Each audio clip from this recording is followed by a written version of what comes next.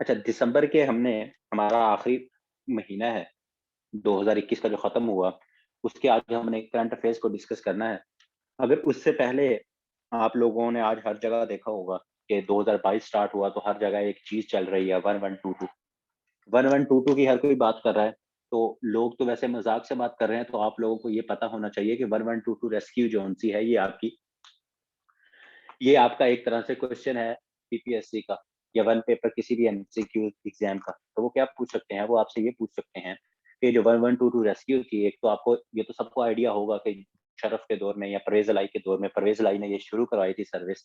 लेकिन आपको इसकी डेट और ये कब स्टार्ट हुई वो पता होना चाहिए। तो ये आपकी 14 अक्टूबर 2004 को आपकी 1122 जो सी है ये स्टार्ट हुई, क्योंकि आज का दिन इम्पोर्टेंट था।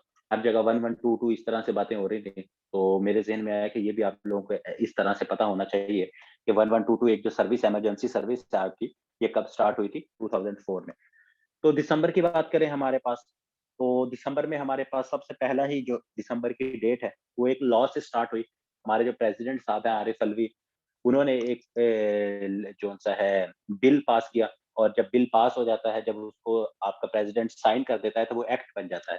तो उन्होंने 1 दिसंबर को उन्होंने एक एक्ट पास किया, एक बिल पे साइन किया और उसको एक्ट बना दिया। वो क्या था? वो बिल आपका था protection of journalist protection of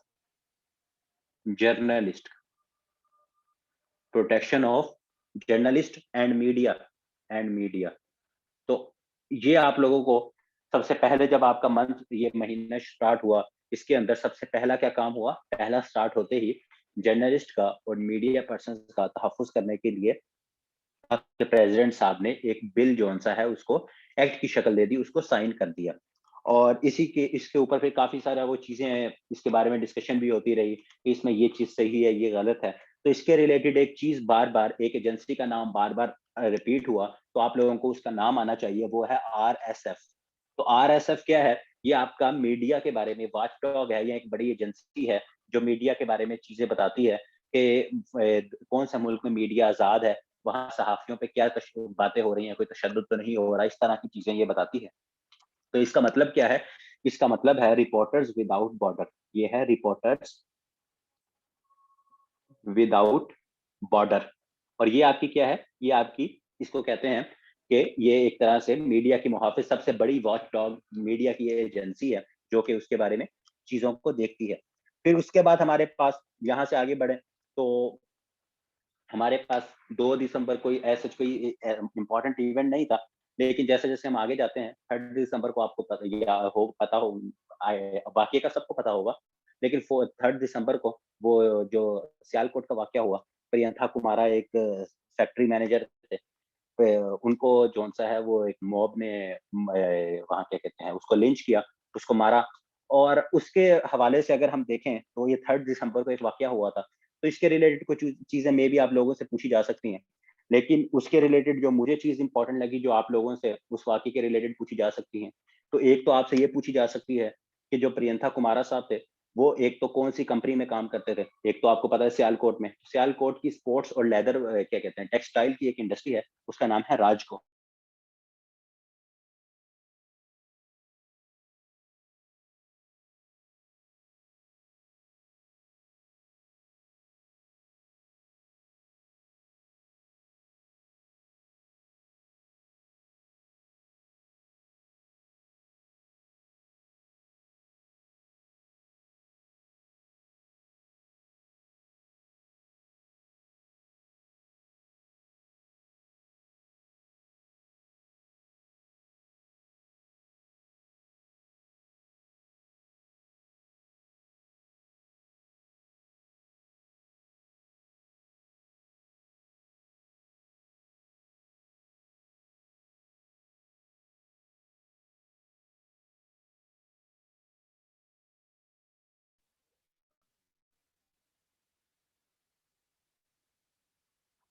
जी, तो हम भला क्या बात कर रहे थे?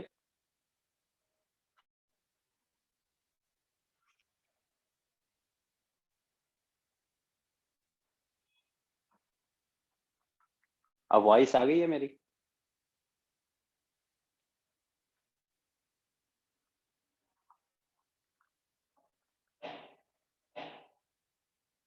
वीडियो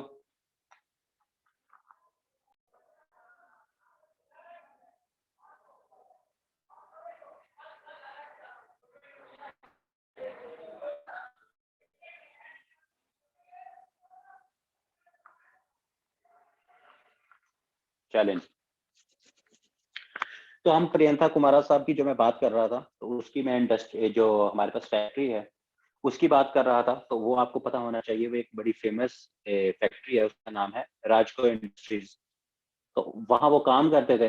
और दूसरी चीज, ये इस वाक्य के रिलेटेड आप लोगों को सारा इसका आइडिया होगा। एक और चीज जो आप लोगों के जहन में होनी चाहिए वो क्या है कि हमारे पास जो वहां के क्या कहते हैं स्फीर है श्रीलंका के, जो पाकिस्तान के ऊपर वो भी काफी हाईलाइटेड हुए इस वाक्य के बाद। तो उसका आप लोगों को नाम पता होना चाहिए। उनका नाम है मोहन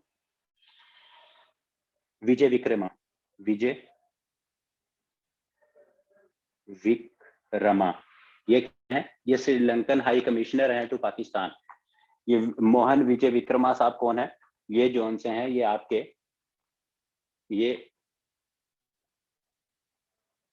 ये क्या है? ये हाई कमिश्नर हैं टू पाकिस्तान। तो इसमें अगर थोड़ा सा आप लोगों को आइडिया ना हो कि हाई कमिश्नर और इसका क्या फर्क होता है, क्या आपने नाम सुना काफी दफा कि कभी आपने सुना होगा कभी हाई कमिश्नर या कभी आपने सुना होगा एम्बेसडर। तो ये जो मुल्क है ना कुछ, जहां आपके जो ब्रिटिश आपकी जो बरतानिया है उन्होंने हुकूमत की है, जिनको उन्होंने अपनी कॉलोनी बनाया था, तो वहां जो एम्बेसडर। वीडियो पॉज, वीडियो तो चल रही है आप लोगों की, मैं बोल रहा हूँ सिर्फ लिखवा नहीं रहा इस वजह से।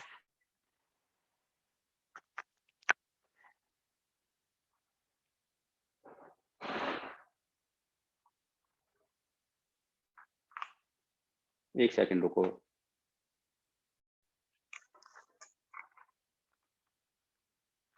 अच्छा, तो राजको इंडस्ट्रीज की मैं बात कर रहा था। वो जो जिनको 3 दिसंबर को जिनको मारा गया, वो बंदा जो सा था उसका क्या प्रियंका कुमारा, वो इस इंडस्ट्री से उनका ताल्लुक था।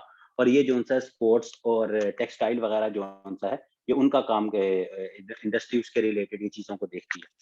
तो उसके रिलेटेड मैंने आपको क्या बता रहा था, मैं आपको बता रहा था कि ये क्या है, हाई कमिश्नर हैं ऑफ श्रीलंका टू पाकिस्तान। ये हाई कमिश्नर जो उनसे हैं ये भाई साहब हैं। तो अम्बेसडर और हाई कमिश्नर सेम होता है, लेकिन उसका मसला क्या है कि ऐसे मुल्क जो क्या कहते हैं ब्रिटिश जहां जिनको अपनी कॉलोनी बनाया हुआ है, वहां के जो एम्बेसडर्स हैं उनको क्या कहा जा बनाया हुआ था, कॉलोनी बनाया हुआ था, वहां उनको हाई कमिश्नर कहते हैं। तो आप देखेंगे बरतानिया का पाकिस्तान के अंदर जो ब्रिटिश है उनका भी पाकिस्तान में हाई कमिश्नर होगा, या पाकिस्तान का जब वहां जाता है तो वो भी हाई कमिश्नर होता है। तो ये जरा थोड़ा सा इसमें थोड़ा सा डिफरेंस था। बाकी जो उनसे इनकी चीजों में इतना फर्क नहीं होता, एम्बेसडर और उनका बाकी सारा हिसाब किताब सेम ही होता है। फिर उसके बाद अगर हम बात करें फिर उसके बाद अगर हम बात करें तो हमारे पास जरा आगे एक इंटरनेशनल उसमें हम देख लेते हैं। तो हमारे पास इंडोनेशिया के अंदर आपने को पता है कि वहाँ एक उनके जावा आइलैंड्स भी हैं वहाँ। और वहाँ जो उनसे बहुत ज्यादा उसको वोल्केनोज जो आपके आतिशफिशा होते हैं वो भी वहाँ बहुत ज्यादा है। तो वहाँ एक उनके माउंट है, माउंट सेमिरो।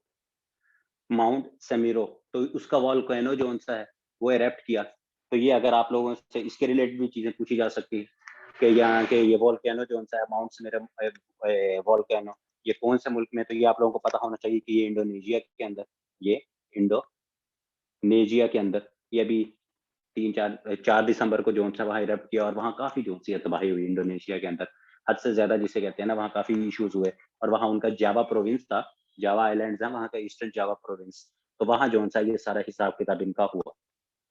उसके बाद दोबारा पाकिस्तान के रिलेटेड बात करें तो 4 दिसंबर को 4 दिसंबर 4 दिसंबर को एक आपकी क्या कहते हैं ऑर्गेनाइजेशन है, एक आपकी ऑर्गेनाइजेशन है जिसे क्या कहते हैं, जिसको हम कहते हैं OPCW। OPCW का क्या मतलब है? Organisation organisation for the prohibition of chemical weapons. OPCW का क्या मतलब है? Organisation for the prohibition of chemical weapons. और ये आपकी जोन सी है ऑर्गेनाइजेशन, ये क्यों इंपॉर्टेंट कि पाकिस्तान जोन सा इसकी एक काउंसिल होती है, इसकी क्या होती है, इसकी एक एग्जीक्यूटिव काउंसिल होती है, एग्जीक्यूटिव काउंसिल। तो इसकी जो एग्जीक्यूटिव काउंसिल होती है ना, तो पाकिस्तान जो सा है इसका दोबारा मेंबर री इलेक्ट हुआ है। पाकिस्तान क्या हुआ है, पाकिस्तान री इलेक्ट हुआ है इसका मेंबर। अब 2022 से लेकर 24 तक, पहले पाकिस्तान 2020 से 2022 तक इसका मेंबर, अब 22 से लेकर 24 तक री इलेक्ट हुआ है पाकिस्तान किसका, OPCW, organisation for the prohibition of chemical weapons. तो पाकिस्तान इसकी एग्जीक्यूटिव काउंसिल का मेंबर बना है, और इसकी एग्जीक्यूटिव काउंसिल जो सी होती है उसमें 41 मेंबर होते हैं। अगर आप लोगों ने लिखना है तो एग्जीक्यूटिव काउंसिल के अंदर 41 मेंबर्स होते हैं। और ये जो आपकी organisation for the prohibition of chemical weapons है, ये आपकी ये, और इसका ये जो पाकिस्तान मेंबर वो क्या कहते हैं, पाकिस्तान दोबारा इसका री इलेक्ट भी हुआ है ना, तो ये नेदरलैंड जो हम कल देख रहे थे आर्टिकल्स के अंदर भी, तो उसका जो शहर है वहां जो सा है, ये पाकिस्तान वहां ही री इलेक्ट हुआ है, और वही इसका हेडक्वार्टर भी है। इसकी अगर मैं थोड़ी सी आपको बात बता दूं तो इसका हेडक्वार्टर भी उधर ही है। और ये उसकी बात करूं कि ये ऑर्गेनाइजेशन जो सी है ये कब बनी थी, तो ये आपकी 1997 के अंदर, 1997 के अंदर जो सा है मुमालिक बैठे, उन्होंने कहा कि हम जो सा है अब केमिकल वेपन्स जो से हैं इसमें जो सा है इसके अगेंस्ट हमने काम करना है, ताकि केमिकल वेपन्स को हमने रोकना है। तो जिसकी वजह से 1997, और पाकिस्तान ने भी इसको 1997 के अंदर ही पाकिस्तान ने इसके ऊपर सिग्नेचर भी कर दिए थे, पाकिस्तान ने भी इस ट्रीटी को साइन कर लिया था। और अब ये प्रॉपर जो सी एक पूरी ऑर्गेनाइजेशन है। अगर मैं इसकी बात करूं तो इसमें 193, 19 कहने लगा था कि 193 जोन से है ना वो इसके मेंबर्स हैं। 193 इसके जोन से हैं वो मेंबर्स हैं, या वो मुल्क हैं जिन्होंने इसको साइन किया, रेटिफाई किया हुआ है, तो वो 193। तो ये तो इसके रिलेटेड बात हो गई। उसके बाद हमारे पास क्या, एक मैंने आप हमारे मेरे पुराने वो जो लेक्चर्स हैं करंट अफेयर के, उसके अंदर आपने एक चीज देखी होगी, हमने डिटेल में डिस्कस किया हुआ है, JCP।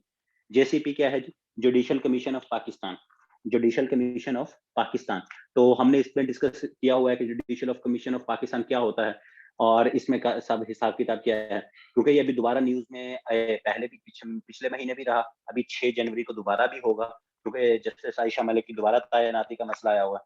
तो JCP क्या है, जुडिशियल कमीशन ऑफ पाकिस्तान, और इसमें 9 मेंबर होते हैं, इसके 9 मेंबर होते हैं, और इसमें चीफ जस्टिस ऑफ पाकिस्तान इसको हेड करते हैं।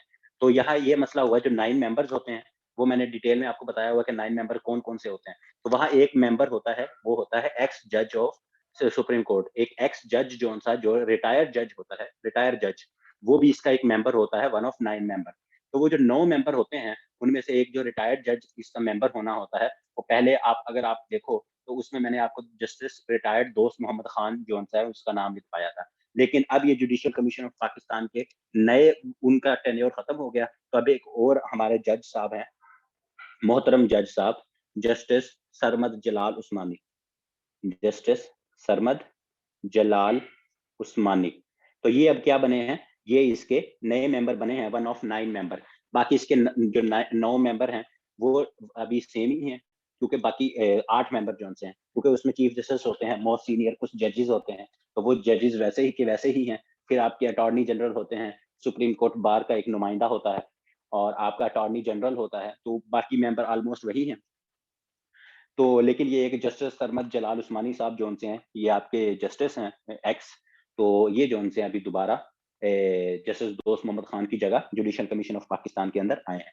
और जुडिशियल कमीशन ऑफ पाकिस्तान, जैसे मैंने बताया, अभी दोबारा न्यूज में भी आएगा। ये है क्या, ये आपके जजेस जो अपॉइंट होते हैं उनके लिए जो सा है ये एक फोरम है। और अभी इस्लामाबाद हाई कोर्ट के 2 जजेस, अगर उनका नाम वैसे इंपॉर्टेंट तो नहीं है लेकिन फिर भी, एक आपका क्या है, बाबर सत्तार, बाबर सत्तार, ये आपके इस्लामाबाद हाई कोर्ट के जज। और दूसरा जो सा है तारिक जहांगीर, तारिक जहांगीरी, तारिक TARIQ, हाँ, तारिक जहांगीरी।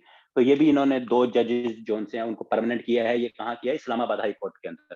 तो इस्लामाबाद हाई कोर्ट के अंदर भी जुडिशियल कमीशन अभी पिछले महीने सारा न्यूज में रहा, क्योंकि 2 जजेस को इसने परमानेंट किया, बाबर सत्तार साहब को और तारिक जहांगीरी को। ये कौन है, ये दोनों इस्लामाबाद हाई कोर्ट के जजेस हैं। और दूसरा जो उनसा है, अभी जैसे मैंने आपको बताया कि जैसे आयशा मलिक को नॉमिनेट किया करना है, तो उसके लिए इसका दोबारा भी 6 जनवरी को इजलास होगा। तो देखते हैं, जस्टिस आयशा जो है पाकिस्तान की पहली फीमेल जज बनने में कामयाब होती हैं कि नहीं होती। तो ये जितने भी जजेस की अपॉइंटमेंट होती है हाई कोर्ट में और सुप्रीम कोर्ट में, ये जुडिशियल कमीशन ऑफ पाकिस्तान करता है, जिसके कितने 9 मेंबर होते हैं, जिसके 9 जोन्स हैं वो आपके मेंबर्स होते हैं। उसके बाद हमारे पास एक इंपॉर्टेंट डेट याद रखिएगा, 6 दिसंबर। 6 दिसंबर को क्या हुआ है, आपके जो खान साहब हैं हमारे प्राइम मिनिस्टर, उन्होंने एक नया इनिशिएटिव लॉन्च किया है। उसका क्या नाम है? उसका नाम है कामयाब जवान स्पोर्ट्स इनिशिएटिव। Sports initiative. तो ये भी इंपॉर्टेंट है कि खान साहब ने कामयाब जवान स्पोर्ट्स इनिशिएटिव कब लॉन्च किया है, तो इसकी डेट बहुत इंपॉर्टेंट है। ये जो सा इसका अराउंड कोई 4 बिलियन पाकिस्तानी रुपीस में इसका बजट है, और इसमें डिफरेंट स्पोर्ट्स के ऊपर जिलाई लेवल पर, स्कूल लेवल पर, उसके ऊपर इसमें काम किया जाएगा। तो ये भी जोन सा है, थोड़ा सा इंपॉर्टेंट है कि क्योंकि कामयाब जवान स्पोर्ट्स इनिशिएटिव, इनके और भी जैसे कामयाब जवान लोन प्रोजेक्ट भी है, तो वो भी है, लेकिन ये जोन सा है इसी जो इनके खान साहब के एक पूरा है कामयाब जवानों के रिलेटेड, उनके जो प्रोजेक्ट्स चलते रहते हैं, तो ये स्पोर्ट्स के रिलेटेड है। इसमें हर गेम, क्रिकेट, हॉकी, फुटबॉल, तो काफी सारी स्पोर्ट्स के ऊपर जोन सा इनका वो इनिशिएटिव है। फिर उसके बाद हमारे पास इसी दिसंबर, क्योंकि 2021 एंड हो रहा था, तो इसमें आपको ज्यादातर मिलेंगे 2021 के 2021 में मोस्ट पॉपुलर कौन रहा और ये सारा। तो एक आपका इदारा है BBC, British broadcasting corporation, BBC, ये बर्तानिया का है बीबीसी। तो बीबीसी ने 100 मोस्ट इन्फ्लुएंशियल 100 मोस्ट इन्फ्लुएंशियल, या और साथ क्या है, इंस्पायरिंग विमेन की लिस्ट जारी की ऑफ 2021। तो उसमें एज यूजुअल ये हमारे पाकिस्तान से 3 लोग आए, और जिनमें से सबसे ज्यादा इंपॉर्टेंट हमारे लिए क्या है, Malala Yousafzai, youngest Nobel laureate Malala Yousafzai आपकी। मलाला यूसुफजई के बाद एक और आपकी फीमेल है, आबिया अकरम। अब आबिया अकरम ये खुद जोन सी हैं एक डिफरेंटेबल, जिसे क्या कहते हैं, पर्सन विद डिसेबिलिटी, या जिन्हें क्या कहते हैं, अब सुप्रीम कोर्ट ने मना किया है कि डिसेबल्ड पर्सन ना कहा जाए, उन्हें डिफरेंट पर्सन विद, मेरे ख्याल में एक और वर्ड था, लेकिन ये खुद डिसेबल पर्सन है या पर्सन विद डिसेबिलिटी है। तो इनका जो हमारे पास जिन्हें मजदूर अफराद हैं, उनके लिए इन्होंने काफी काम किया, ये आबिया अकरम ने। तो उसके हवाले से इनको 100 उसमें लिस्ट में शामिल किया गया। और फिर एक और भी हैं हमारे पास विमेन राइट्स, अफगानिस्तान के रिलेटेड उन्होंने पाकिस्तान में काफी काम किया, तो उनका नाम है लैला हैदरी। तो वो भी पाकिस्तान की तरफ से ये 3 खवातीन थी जो बीबीसी की मोस्ट इंस्पायरिंग या इन्फ्लुएंशियल वुमेन की लिस्ट में शामिल हुई। फिर उसके बाद हमारे पास जो फर्स्ट वीक ही था दिसंबर का, उसमें एक बहुत इंटरनेशनल हवाले से जो न्यूज रही, वो जर्मनी के हवाले से रही। और वो जर्मनी के हवाले से न्यूज क्या थी कि जर्मनी में उनकी चांसलर थी लॉन्गेस्ट सर्विंग 16 इयर्स तक। तो उनका क्या नाम था? उनका नाम था एंगला मर्कल। तो इस इनके हवाले से हम 2-3 देख लेते हैं चीजें, फिर आप लोग जोन सा है, मैं इसके रिलेटेड नए जो ये क्या थी, एक chancellor of was she was chancellor, मतलब उनमें जैसे हमारे पास यहाँ प्राइम मिनिस्टर होता है ना, जिसके पास सबसे ज्यादा होता है, अमेरिका में प्रेसिडेंट है, तो वहां जिसके पास सबसे ज्यादा पावरफुल है उसे चांसलर कहा जाता है। तो एंगला मर्कल साहिबा क्या थी? चांसलर थी, और ये 16 साल तक, ये 16 ईयर ये चांसलर रही। 4 टेन्योर इन्होंने पूरे किए, 4-4 साल के। 2005 के अंदर आई थी, नवंबर 2005 के अंदर ये आई थी। और 2 दिसंबर ये आपकी, दो कह रहा हूँ, 8 दिसंबर 2021 को इन्होंने ऑफिशियली जो सा है अपना एज अ चांसलर टेन्योर खत्म किया, और एक नए चांसलर साहब जो से हैं वो अब आ गए हैं, और ये फीमेल थी, और अब जो आए हैं वो एक मेल है। तो इनकी अगर आपसे पार्टी पहले भी पूछी गई है, दोबारा भी पूछी जा सकती है, तो आपको पता होना चाहिए कि उनकी पार्टी का क्या नाम था। Christian Christian democratic union of Germany. ये क्या है? ये एंगला मर्कल साहिबा की पार्टी का नाम था, कि Christian democratic union of Germany. ये क्या था? ये एंगला मर्कल साहिबा जो कि जर्मनी की चांसलर थी, 16 साल तक रही, और सबसे सक्सेसफुल उनको चांसलर का खिताब दिया जाता है। और ये इनकी पार्टी का क्या नाम था? Christian democratic union of Germany. फिर उसके बाद हमारे पास क्या है जी, उसके बाद हमारे पास अब ये तो चले गए, अब आगे ये तो चली गई, अब हमारे पास आ गए नए भाई साहब। अब जर्मनी के जो नए चांसलर हैं, पुराने जो गए हैं वो भी इंपॉर्टेंट है एग्जामिनेशन, और नए जो हैं वो तो बहुत ज्यादा ही इंपॉर्टेंट है। उन्होंने 8 दिसंबर को हल्फ उठाया है और उनका नाम है Olaf Scholz. Olaf, SHOLZ, Olaf Scholz. अब ये जो ओलेफ शॉल्स साहब हैं, जैसे मैंने बताया 8 दिसंबर 2021 को इन्होंने हल्फ उठाया है, और इनकी पार्टी भी बहुत इंपॉर्टेंट है क्योंकि बिल्कुल उसके ऑपोजिट है। ये है social democratic party of Germany. ये है क्या है? Social democratic party of Germany.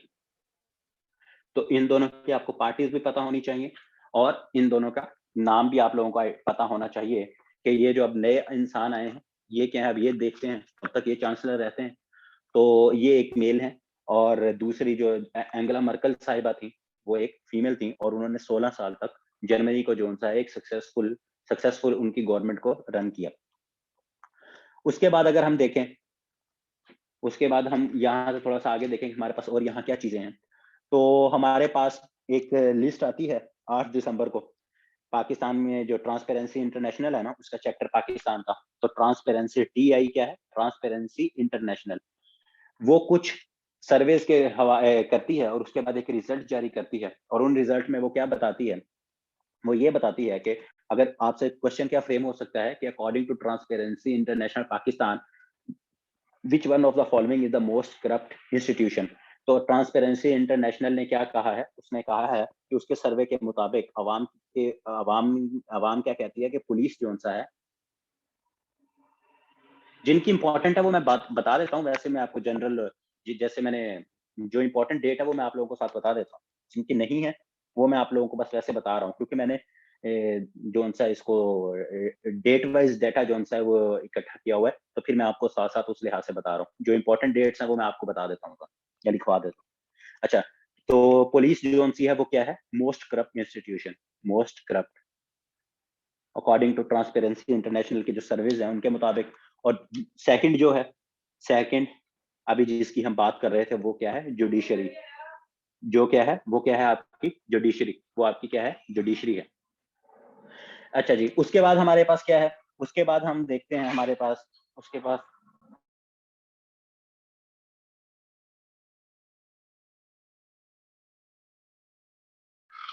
अच्छा, तो उसके बाद हम बात कर रहे थे, उसके बाद हमारे पास क्या है? उसके बाद हमारे पास पाकिस्तान, आपको पता है हमें लोन वगैरह लेने का काफी शौक है। तो एक तो IMF है, उसके बारे में काफी सारी चीजें हमें आइडिया है। एक और आपका बैंक है, उसे कहते हैं ADB। ADB, Asian development bank. ADB का क्या मतलब है? Asian development bank. Asian development bank. और इसने क्या किया? इसने अभी 2000, इसकी अभी जो रिपोर्ट आई है इसके मुताबिक ये है कि इसने पाकिस्तान को 2021 के अंदर 2.3 बिलियन डॉलर इसने पाकिस्तान को क्या कर्जा दिया है? इसने पाकिस्तान को क्या दिए हैं? कर्जा दिया है 2.3 बिलियन डॉलर जो सा है इसने। और ये हमारे लिए इंपॉर्टेंट क्यों है? क्योंकि अभी पाकिस्तान ने भी रिसेंटली 600 मिलियन डॉलर की भी इनसे इन्होंने पाकिस्तान को जो से पैसे दिए हैं सोशल रिफॉर्म्स के लिए। 603 मिलियन डॉलर जो से हैं इसने ADB ने पाकिस्तान के लिए ये भी किया है। तो हमारे लिए जो एक नाम इंपॉर्टेंट है ADB के हवाले से, वो मैं इसका भी बता देता हूँ बल्कि आपको कि इसका हेडक्वार्टर वगैरह कहाँ है। लेकिन जो एक इंपॉर्टेंट चीज है पहले वो लिख लो, वो ये है कि इनका जो डायरेक्टर है स्पेसिफिक फॉर पाकिस्तान। आप क्या लिखोगे? Director for Pakistan. ओके, किसकी तरफ से? ADB की तरफ से, एशियन डेवलपमेंट बैंक की तरफ से। उस बंदे का नाम बहुत इंपॉर्टेंट है, वो है यांग जी। ये जब भी एशियन डेवलपमेंट बैंक पाकिस्तान को कोई भी ग्रांट देता है, पाकिस्तान को कोई लोन देता है, तो वो जो सिग्नेचर हो रहा होता है, तो वो सिग्नेचर किस बंदे के हाथों से हो रहे होते हैं? ये यांग जी। ये क्या है? ये डायरेक्टर हैं, director from ADB to Pakistan. Asian development bank की तरफ से पाकिस्तान के लिए जो स्पेशल एक बंदे को मुंतखब उन्होंने किया हुआ है कि भाई यही बंदा आपको लोन देगा, आपको जो भी चीजें पाकिस्तान के साथ मामला देखने हैं यही बंदा यांग जी साहब करेंगे। तो ये भी हमारे लिए बहुत एक नाम इंपॉर्टेंट है।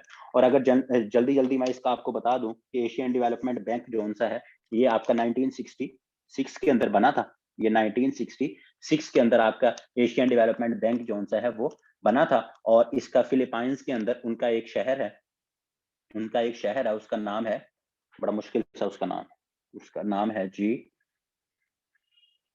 मैंडा लुयोंग, इस तरह से कोई नाम है, दोबारा देख लीजिएगा। मैंने तो मुझे कभी भी याद नहीं हुआ ये नाम, ठीक है। ये क्या है? मैंडा मैंडा लुयुंग, MANDALUYUNG, YUNG या ONG है। तो ये आपका फिलिपाइन का एक शहर है। काफी सारे लोग जो है वो कहते हैं कि मनीला के अंदर, लेकिन मनीला के अंदर नहीं है वो, मनीला एक और डिफरेंट, वो तो इसका कैपिटल है। तो इसका जो हेड क्वार्टर है इस फिलिपाइन के शहर के अंदर है, जो जिसका क्या नाम है, मैंडा लुयुंग। तो ये क्या है, ये फिलिपाइन का जो सा एक शहर है, और वहाँ ADB जो सा एशिया डेवलपमेंट बैंक बैठकर मुख्तलिफ लोगों को या मुल्कों को कर्जे या उसके हवाले से जो चीजें हैं वो करता है। उसके बाद अगर हम बात करें, उसके बाद हमारे लिए जो एक इंपॉर्टेंट चीज है, एक बंदा है जो आपसे आने वाले पेपरों में बहुत ज्यादा उसका नाम पूछा जाएगा। उस बंदे का नाम है जी, उस बंदे का नाम है एजाज अकरम। उस बंदे का नाम है एजाज अकरम। एजाज अकरम। अब ये एजाज अकरम साहब कौन है जी? ये एजाज अकरम साहब हैं आपके चेयरमैन। किसके चेयरमैन है? ये आपके चेयरमैन हैं, चेयरमैन ऑफ रहमतुल्लिल आलमीन अथॉरिटी। लिख लीजिएगा इसका नाम, रहमतुल्लिल आलमीन अथॉरिटी। रहमतुल्लिल आलमीन अथॉरिटी जोन सा है, ये आपकी एक अथॉरिटी है, उसके ये चेयरमैन बनाए गए हैं PM इमरान खान की तरफ से। ये लम्स के ग्रेजुएट है, बहुत बड़े PhD, इन्होंने बहुत सारी PhDs की हुई हैं, काफी कंट्रोवर्सीज में भी अभी रहे हैं। तो एजाज अकरम साहब जोन से हैं ये, बल्कि उससे साथ ये भी लिख लें और साथ ये लिखें रहमतुल्लिल आलमीन है क्या। एक तो याद रखिएगा अक्टूबर के अंदर, अगर आपको एग्जैक्ट डेट, क्योंकि ये इंपॉर्टेंट है, कि 11 अक्टूबर के अंदर PM ने अनाउंस किया। PM ने क्या अनाउंस किया? PM announced the authority. Authority क्या? वही रहमतुल्लिल आलमीन अथॉरिटी को अनाउंस किया आपके प्राइम मिनिस्टर साहब ने 11 अक्टूबर 2021 की बात कर रहा हूं। और उसके बाद फिर क्या होता है, फिर 21 अक्टूबर को आपके जो प्रेसिडेंट साहब हैं, प्रेसिडेंट साहब वो एक ऑर्डिनेंस निकालते हैं, थ्रू ऑर्डिनेंस इस अथॉरिटी को, इस अथॉरिटी की बुनियाद रख देते हैं कि एक क्या कहते हैं कि एक अथॉरिटी होगी। और इस अथॉरिटी का मकसद क्या था? इस अथॉरिटी का मकसद ये है कि आपके सिलेबस के थ्रू, डिफरेंट मीडिया के थ्रू, सोशल मीडिया के थ्रू आप सल्लल्लाहु अलैहि वसल्लम की सीरत के बारे में, और मुसलमानों में डिफरेंट ये जो बाहर के मुल्क में इस्लामोफोबिया और इस तरह की चीजें हैं, उसको किस तरह काउंटर किया जाए।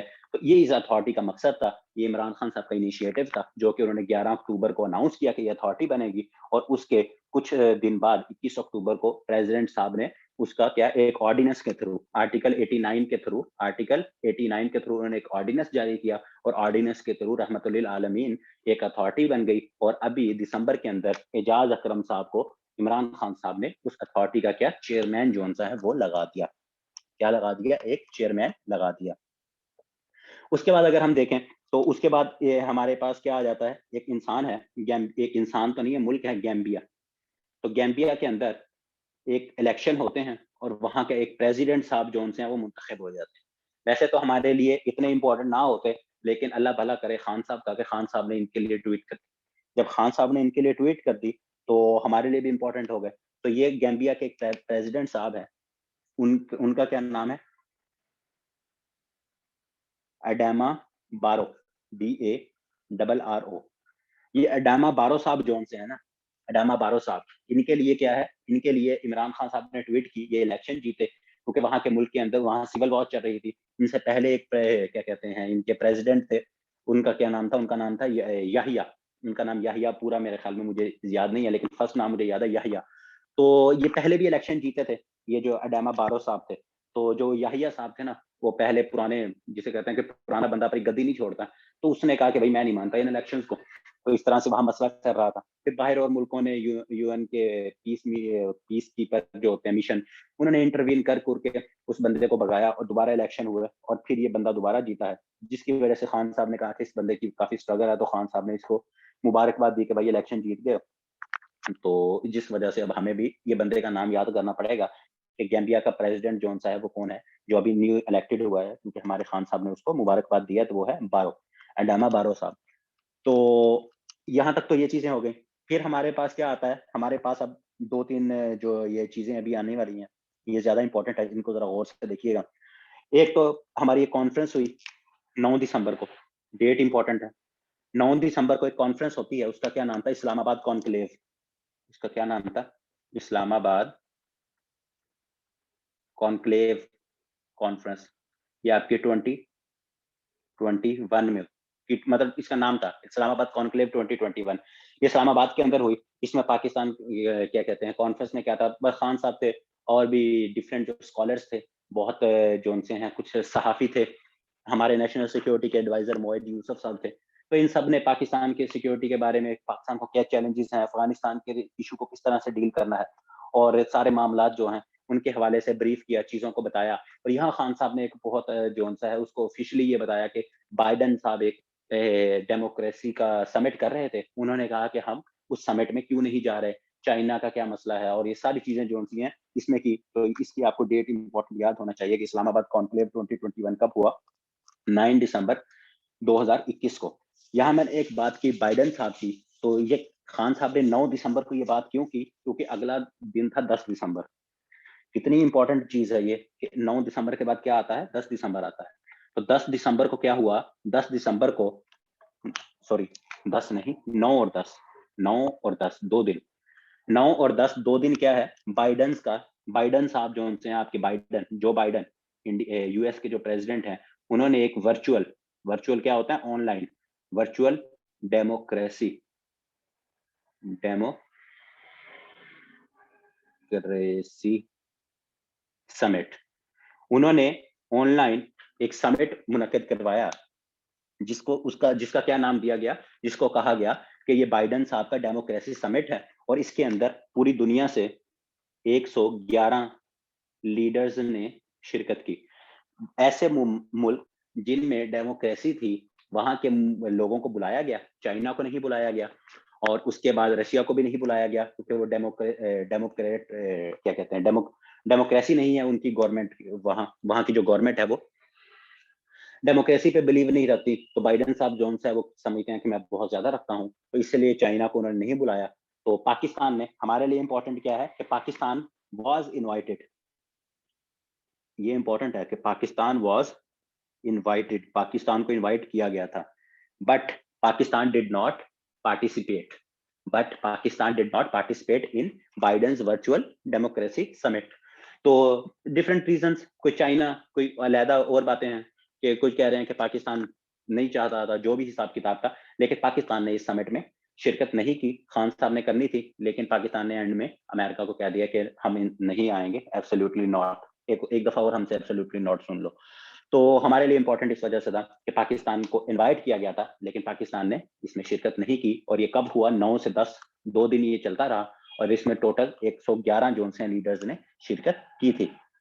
उसके अलावा और भी काफी सारे मुल्क थे, टर्की को भी नहीं बुलाया गया था।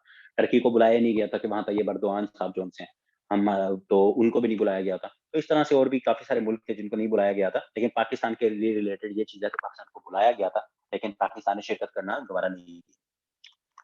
अच्छा जी, और उसके बाद हमारे पास 9 क्या कहते हैं, अभी आज कल गुजरी है 31 दिसंबर, तो वैसे 31 दिसंबर का ये लिख लें, लेकिन 9 दिसंबर डेट इंपॉर्टेंट भी 9 दिसंबर है, कि 9 दिसंबर को क्या हुआ है? 9 दिसंबर को एक ऐलान होता है, वो ऐलान ये होता है कि 31 दिसंबर को 2021 को यूएस जो सा है वो ऑफिशियली क्या करेगा?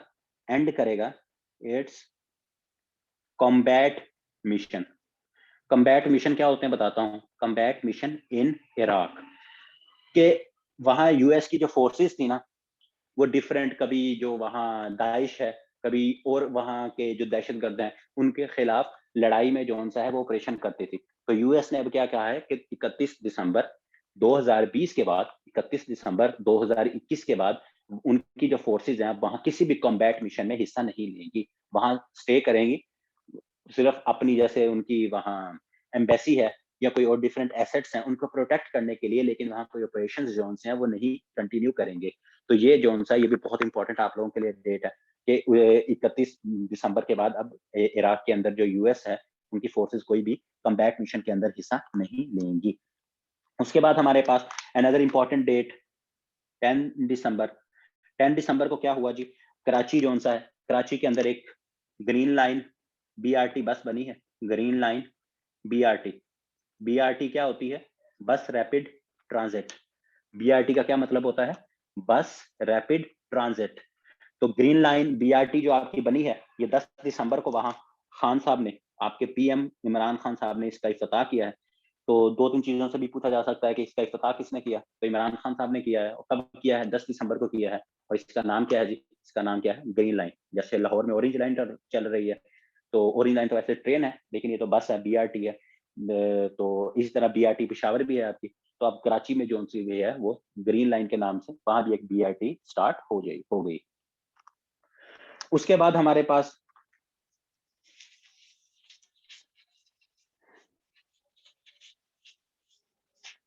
हम 10 तक पहुंच गए। एक बैक में एक चीज मिस कर गया।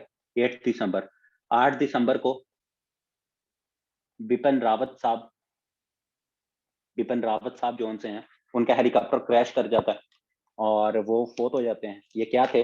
ये इंडिया के first chief of defence staff, CDS थे। चीफ ऑफ डिफेंस स्टाफ थे ये, डिफेंस स्टाफ थे ये।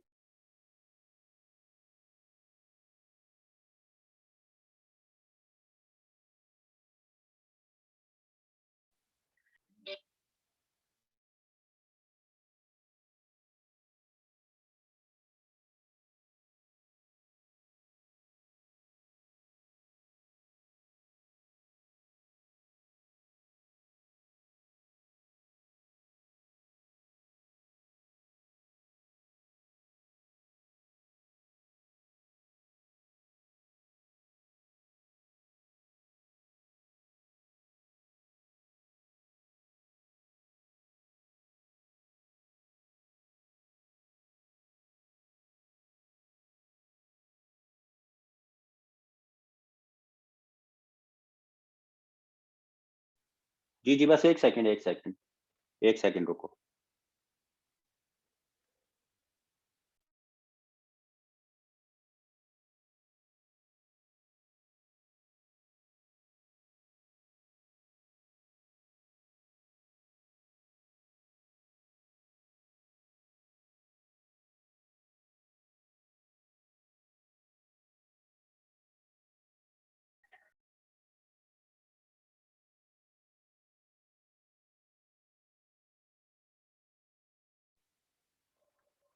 हाँ जी, अब शो हो रही है। मैंने कहा था ना वो एक कॉल आनी है, जिसकी वजह से सारा निजाम दरम बरम हो जाएगा।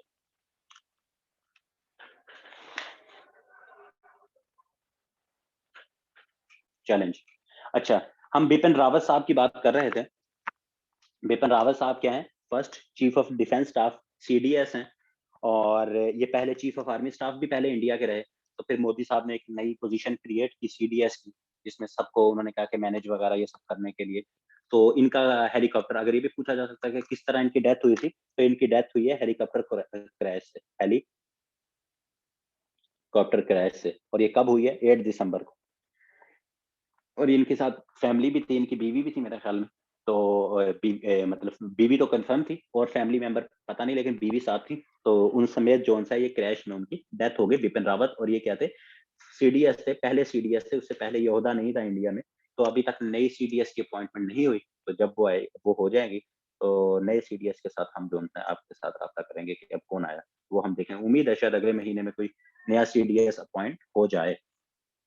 उसके बाद हमारे पास एक और इम्पोर्टेंट, इस्लामाबाद में एक सीएसएस ऑफिसर हैं, पुलिस की। उनका नाम है आमना। उनका क्या नाम है? आमना बेग। उनका क्या नाम है? आमना बेग। तो उनके रिलेटेड क्या इंपॉर्टेंट न्यूज है? उनके रिलेटेड इंपॉर्टेंट न्यूज ये है कि यूएस एम्बेसी ने, जो यूएस एम्बेसी है पाकिस्तान के अंदर, उसने नॉमिनेट किया है आमना बेग साहिबा को इसके लिए, फॉर एक अवार्ड के लिए। और वो अवार्ड क्या है? वो अवार्ड है international women of courage award. International women of courage award है उसका नाम। और ये यूएस एम्बेसी ने इस अवार्ड के लिए किसको नॉमिनेट किया है? आमना बेग को, जो कि एक सीएसपी हैं, ये सॉरी पुलिस ऑफिसर हैं इस्लामाबाद की, तो उनको ये नॉमिनेट किया है पाकिस्तान के लिए। तो ये भी एक जोन सी इंपॉर्टेंट न्यूज़ है। उसके बाद दिसंबर में क्या होता है, दिसंबर में नेटफ्लिक्स के ऊपर एक डॉक्यूमेंट्री आती है। उस डॉक्यूमेंट्री का क्या नाम होता है? उस डॉक्यूमेंट्री का नाम है 14 पीक्स। अब ये 14 पीक्स हमारे लिए इंपॉर्टेंट क्यों है डॉक्यूमेंट्री? क्योंकि इसके अंदर अब हमने ये पढ़ी हुई है चीजें कि 8000 मीटर से ज्यादा बुलंदी के ऊपर पूरी दुनिया के अंदर कितनी पीक्स हैं? 14, 14, और पाकिस्तान में उनमें से कितनी है? 5। तो ये 14 पीक्स जो सी हैं, सब में इनमें से कोई ना कोई तो ऐसा बंदा होगा ना जिसने ये सारी पीक्स जो सी हैं ये सर की होंगी। तो ये डॉक्यूमेंट्री में क्या बताया गया? इस डॉक्यूमेंट्री में एक इंसान था, उसका नाम क्या था? उसका नाम था निर्मल निर्मल पुजरा, PUJRA। और इनका ताल्लुक कहाँ से था? निर्मल पुजरा साहब का इनका ताल्लुक था नेपाल से। था क्या मतलब जिंदा है।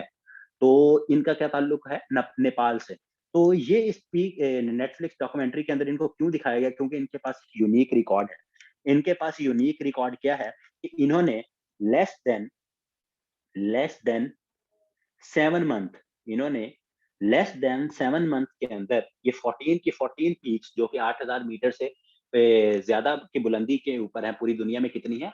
14 पीक है। वो इन भाई साहब ने नेपाल से जिनका ताल्लुक है, इन्होंने 7 महीने में इन सबको क्या किया? सर किया। इससे पहले का जो रिकॉर्ड था वो साउथ अफ्रीकन एक भाई साहब थे, उनके पास एक रिकॉर्ड था और उन्होंने 7 साल लगाए थे।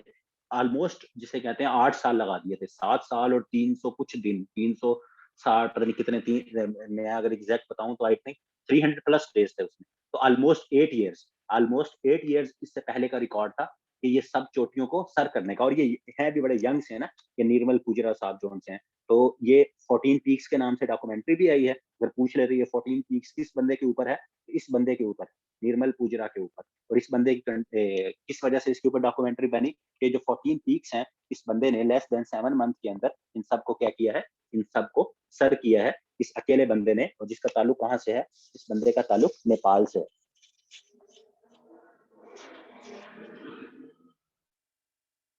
इसके बाद एक और पाकिस्तान के रिलेटेड ही न्यूज है।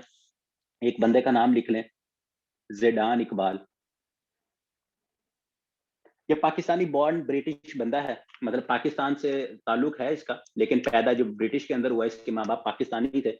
इंपॉर्टेंट क्या है? एक फुटबॉल का क्लब है मैनचेस्टर मैनचेस्टर यूनाइटेड।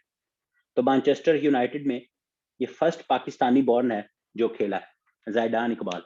ज़ैदान इकबाल ये क्या है? First Pakistani born to play in any football club. तो ये इसका क्या नाम है? इसका नाम है यमन। या इस तरह से किसी भी तरह से क्वेश्चन फ्रेम कर सकते हैं कि मैनचेस्टर यूनाइटेड में या ये ज़ैदान इकबाल कौन से क्लब की तरफ से अभी खेला है। पहला पाकिस्तानी बॉर्न ब्रिटिश है ये बंदा। तो ये आपको याद होना चाहिए कि ज़िडान इकबाल है जो कि मैनचेस्टर यूनाइटेड की तरफ से ये खेला है। प्रीमियम जो वहाँ इंग्लिश प्रीमियर लीग होती है, में उसका एक क्लब है ये मैनचेस्टर यूनाइटेड, ये उसकी तरफ से खेला है। उसके बाद हमारे पास इस दिसंबर में और क्या वाकया हुआ? यूएस ने एक बंदा है, आप सबने उसका नाम सुना होगा, जूलियन असांज। जूलियन असांज किसका बानी है जी? ये विकीलीक्स का। विकीलीक्स इंपॉर्टेंट क्वेश्चन है, बहुत दफा ये रिपीट हुआ है। विकीलीक्स का बानी कौन है जी? Julian Assange. तो 10 दिसंबर को 10 दिसंबर को ये कहाँ है जूलियन असांज? ये आजकल ये आजकल आपके यूके के अंदर होता है ये बंदा। तो यूके की अदालत के अंदर दरखास्त दी हुई थी यूएसए ने कि इस बंदे ने हमारे डॉक्यूमेंट चोरी करके और ये जो है इसने सारी ये चीजें पब्लिश कर दी जो खुफिया डॉक्यूमेंट्स थे, तो इसको हमारे हवाले किया जाए। तो आखिरकार 10 दिसंबर को यूके की जो सी अदालत थी उसने फैसला सुना दिया कि इसको यूएस को वापस कर दिया जाए। तो 10 दिसंबर को क्या हुआ कि यूएस ने, इसको आप क्या लिखेंगे? US wins appeal. उन्होंने अपील की हुई थी ओवर, ये वर्ड याद रखिएगा, एक्स्ट्राडिशन। एक्स्ट्राडिशन का क्या मतलब होता है? कि अपने बंदे को वापस अपने मुल्क में वापस लेके आना कानून के तहत। तो एक्स्ट्राडिशन, उन्होंने कहा कि ये हमारा बंदा है, इसने आपके वहां पनाह ली हुई है, तो इसे एक्स्ट्राडाइट करके हम अपने मुल्क वापस ले जाना चाहते हैं। हम चाहते हैं कि ये बंदा हमारे पास वापस आए, कि इसने हमारी एक कानून तोड़ा है और हम इसको अपने मुल्क में सजा देना चाहते हैं। तो इस बात को क्या कहते हैं? एक्स्ट्राडाइट करना या एक्स्ट्राडिशन। एक्स्ट्राडाइट करना। तो यूएस ने दरखास्त दी हुई थी कि हम इस बंदे को, जूलियन असांज को एक्स्ट्राडाइट करना चाहते हैं। तो एक्स्ट्राडाइट किया। इसको उसकी यूएस ने जो अपील की हुई थी वो विन कर ली। कब की? 10 दिसंबर को। और किसके हवाले से की? इस जूलियन असांज के हवाले से, जूलियन असांज के हवाले से। अच्छा जी, उसके बाद हमारे पास क्या है जी? उसके बाद अगर हम देखें तो इसी दिसंबर के अंदर एक वाकया हुआ कि बड़ा हिस्टोरिक वाकया था कि फर्स्ट टाइम इसराइली कोई प्राइम मिनिस्टर ने यूएई का विजिट किया है। तो ये भी इंपॉर्टेंट चीज है हमारे लिए। और इम्पोर्टेंट एक तो इससे हमें दो चीजें पता लगेंगी। एक तो इसराइली पीएम का नाम आप लोगों को पता होना चाहिए, नफ्ताली, पहले भी बताया हुआ है, नफ्ताली बेनेट। Naftali Bennett. और ये नफ्ताली बेनेट साहब कहाँ गए? ये यूएई गए थे फर्स्ट विजिट के ऊपर। और अरे ये क्या कहते हैं, किससे इसकी मुलाकात हुई जिसकी बड़ी तस्वीरें लगी? एमबीजी, मोहम्मद बिन जैद। मोहम्मद बिन जैद। मोहम्मद बिन जैद कौन है? वहां से क्राउन प्रिंस हैं यूएई के, मोहम्मद बिन जैद से क्या कहते हैं? इनको कहते हैं एमबीजी। जैसे मोहम्मद बिन सलमान है ना सऊदी अरेबिया का क्राउन प्रिंस, से एमबीएस कहते हैं। तो ये भी उसी उसी की तरह यंग से हैं, मोहम्मद बिन जैद, तो इन्हें एमबीजी कहते हैं। तो वहां इनकी मुलाकात हुई। और ये यूएई आपको याद होना चाहिए, यूएई पहला मुल्क था अभी जो इब्राहिम अकॉर्ड हुए थे ना। बल्कि ये भी क्वेश्चन है, यहाँ लिख लें शायद, अगर पहले भी ऐसे मैंने बताया हुआ है, लेकिन आप लोगों को रिवाइज हो जाएंगी चीजें कि अब्राहम अकॉर्ड जो उनसे है ना, वो पूछा जाता है कि इससे क्या हुआ था? Abraham accord, Abraham accords. तो अब्राहम अकॉर्ड्स जो उनसे हैं, ये आपके, एक तो आपको याद होना चाहिए इसकी डेट 15 सितंबर 2020 को ये हुए थे। और इसमें क्या था? इसमें जो आपके जो कुछ मुल्क थे, उन्होंने क्या कहा था कि हम इसराइल को, इस्लामिक मुल्क, उन्होंने कहा था हम तस्लीम कर लेंगे। और इसमें थोड़ी बहुत थोड़ा सा जो सा लॉलीपॉप दिया गया था फलस्तीन वगैरह को भी, लेकिन उन्होंने फिर इसको रिजेक्ट कर दिया था। लेकिन इसमें ये था कि जो अरब मुल्क थे, उन्होंने कहा था कि हम अपने रिलेशनशिप जो सा इसराइल के साथ उसको नॉर्मलाइज, उसको वापस ले आएंगे। तो उस ये बेसिकली वो था अब्राहम अकॉर्ड। और अब्राहम अकॉर्ड करने में सबसे पहल और सबसे पहला जिस मुल्क ने जिसने इसे तस्लीम किया था इसराइल को अब्राहम अकॉर्ड के तहत, या उसके बाद पहली दफा, वो यूएई ही था। यूएई था। फिर उसके बाद आहिस्ता आहिस्ता आपका बहरीन ने किया। फिर बहरीन के बाद सूडान ने किया। सूडान के बाद एक और आपका मुल्क है मोरक्को, मराकिश जिसे हम कहते हैं, उसने भी फिर तस्लीम किया। तो अब हो सकता है अभी नहीं तो अगले या कभी भी तो सऊदी अरेबिया या बाकी जो मुल्क भी हैं छोटे से और भी इस्लामिक मुल्क, वो भी इनको कर लें। तो उनकी बेस क्या थी? अब्राहम अकॉर्ड थी। तो अब्राहम अकॉर्ड के बाद यूएई जोन सा है, उसने ही सबसे पहली दफा और अभी जोन सा है, जितना ये जो दुबई एक्सपो भी चल रही है, जिसके बारे में हमने लास्ट वीक या लास्ट मंथ में उसमें देखा था, दुबई एक्सपो। तो दुबई एक्सपो में भी काफी सारे इसराइली वहां जा रहे हैं। और फिर उनके आपस में ट्रेड वगैरह भी यूएई और सारी। तो ये अब्राहम अकॉर्ड के वजह से ही मुमकिन हुआ है कि यूएई और इसराइल के अब जो प्यार मोहब्बत है ना, वो आगे बढ़ रही है। नफ्ताली बेनेट, मैंने कहा कि नफ्ताली बेनेट बेनेट हैं प्राइम मिनिस्टर। तो इन्होंने विजिट किया है पहली दफा यूएई को। उसका बैकग्राउंड ये बता रहा था कि उसका बैकग्राउंड ये अब्राहम अकॉर्ड है।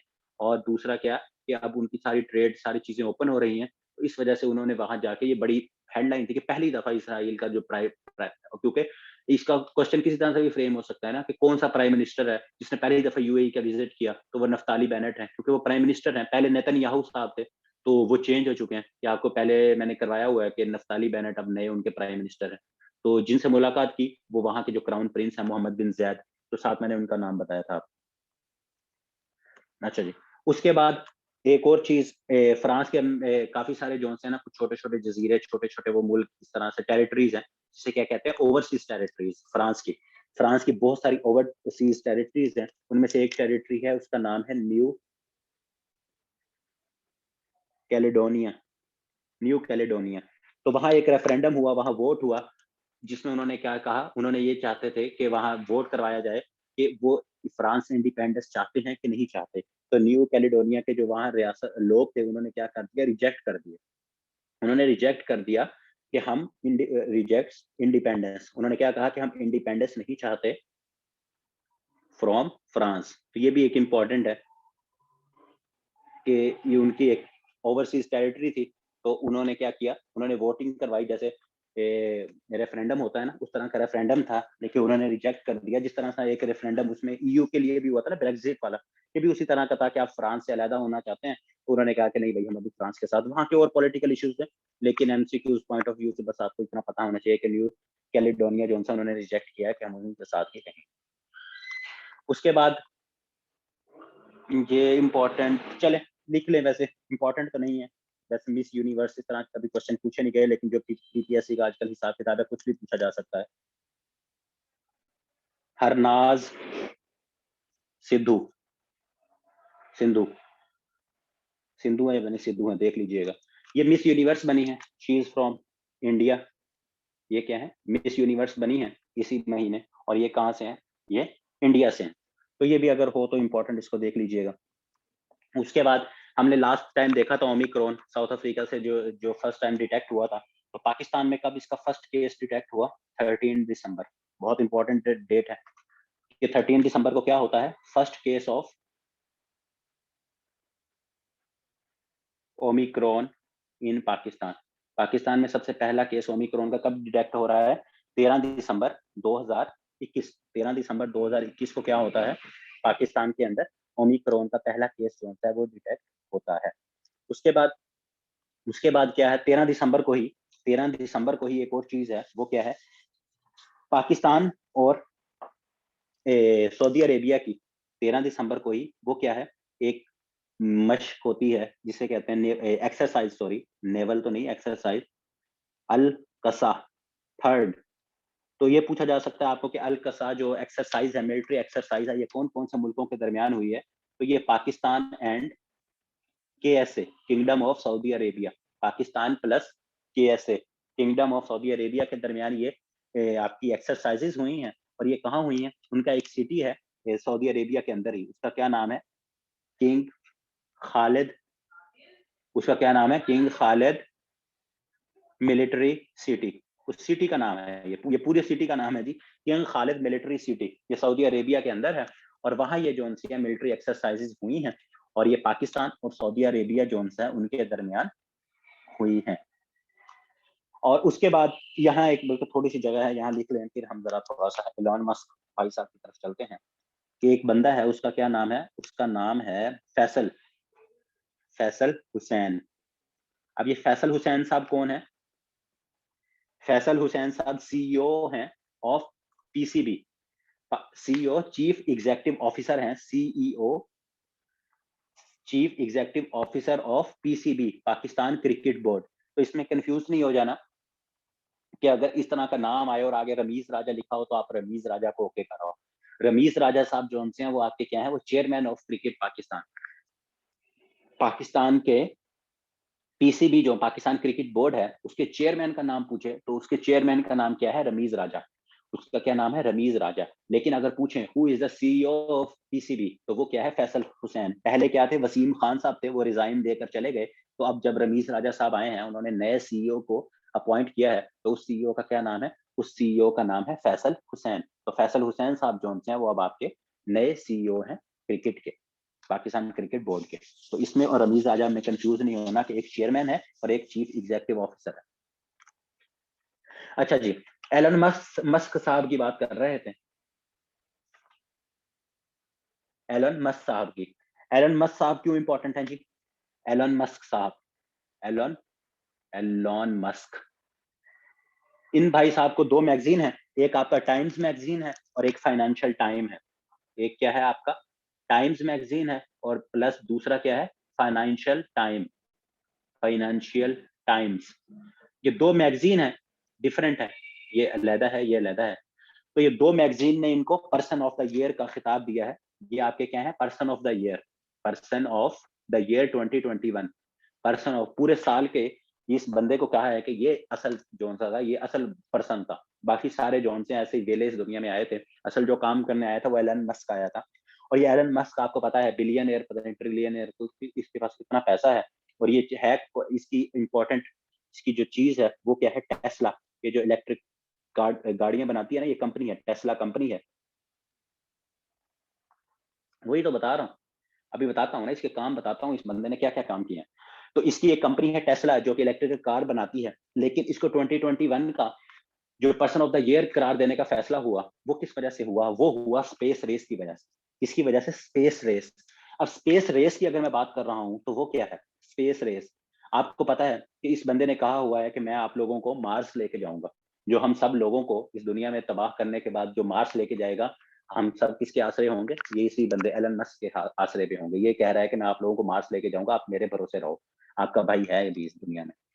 तो एलन मस्क साहब की ना एक कंपनी है, एक तो है टेस्ला, एक तो है टेस्ला जो आपकी कारें बनाती है, ये इसकी कंपनी है जिसकी वजह से मेजर जोन सी है वो इंपॉर्टेंस वो शोहरत मिली है।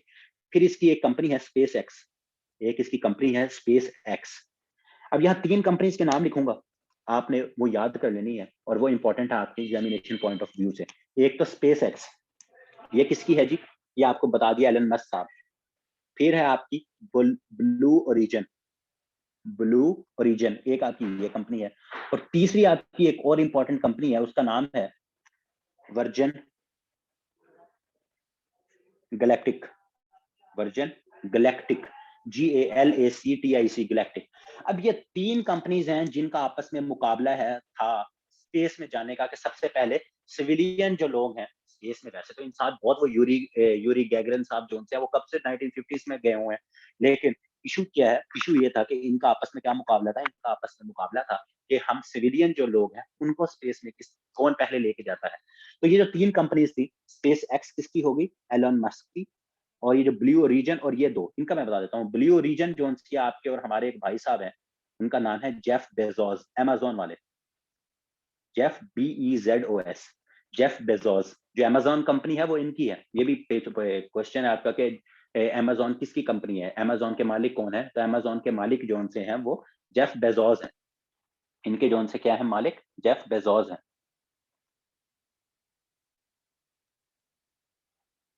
एक सेकंड सर।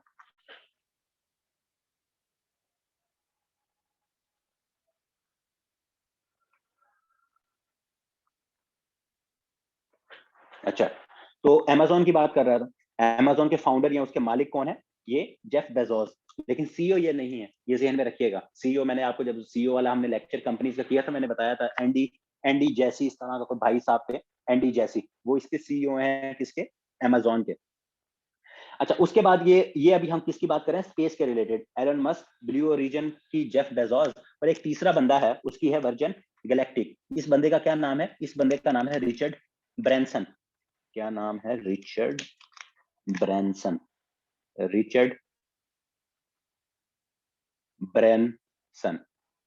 इन कंपनीज का नाम जब लिख लोगे फिर मुझे बताना, फिर मैं जरा थोड़ा सा इसको रिमूव करके ना फिर आप लोगों को बताऊंगा कि इसका मसला क्या है। इन तीनों लिख के मुझे जल्दी जल्दी बताओ। लिख लिए?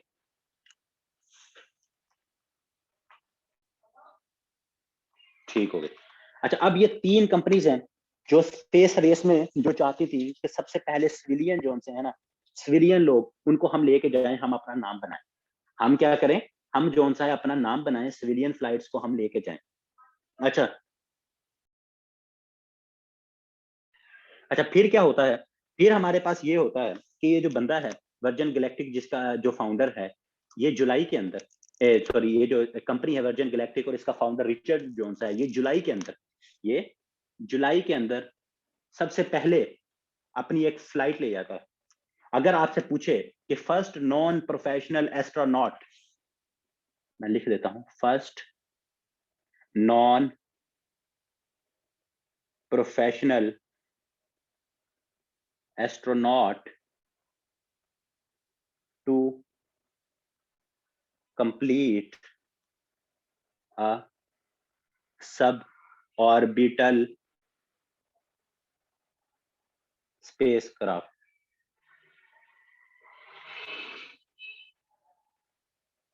स्पेसक्राफ्ट के स्पेसक्राफ्ट के अंदर सबसे पहला नॉन प्रोफेशनल एस्ट्रोनॉट अगर कोई बंदा या कोई कंपनी लेके गई है तो वो क्या है? वो वर्जिन गैलेक्टिक, जो कि आपके रिचर्ड बारसन साहब जोन से हैं, ब्रेंसन साहब जोन से हैं, उनकी जो कंपनी है वो लेके गई जुलाई के अंदर फर्स्ट नॉन प्रोफेशनल। ये रेस थी, ये दुनिया इसके ऊपर प्रिडिक्ट कर रही थी, शेयर मार्केट ऊपर नीचे जा रही थी कि सबसे पहले एलन मस्क जाएगा, जेफ बेजोस लेके जाएगा, या ये रिचर्ड ब्रैंसन साहब हैं ये अपनी कंपनी को लेके जाएंगे। लेकिन कामयाब क्या हुआ? जुलाई के अंदर रिचर्ड ब्रैंसन साहब फर्स्ट नॉन प्रोफेशनल, वो एस्ट्रोनॉट जोन सा है उसमें, उसको लेके गए।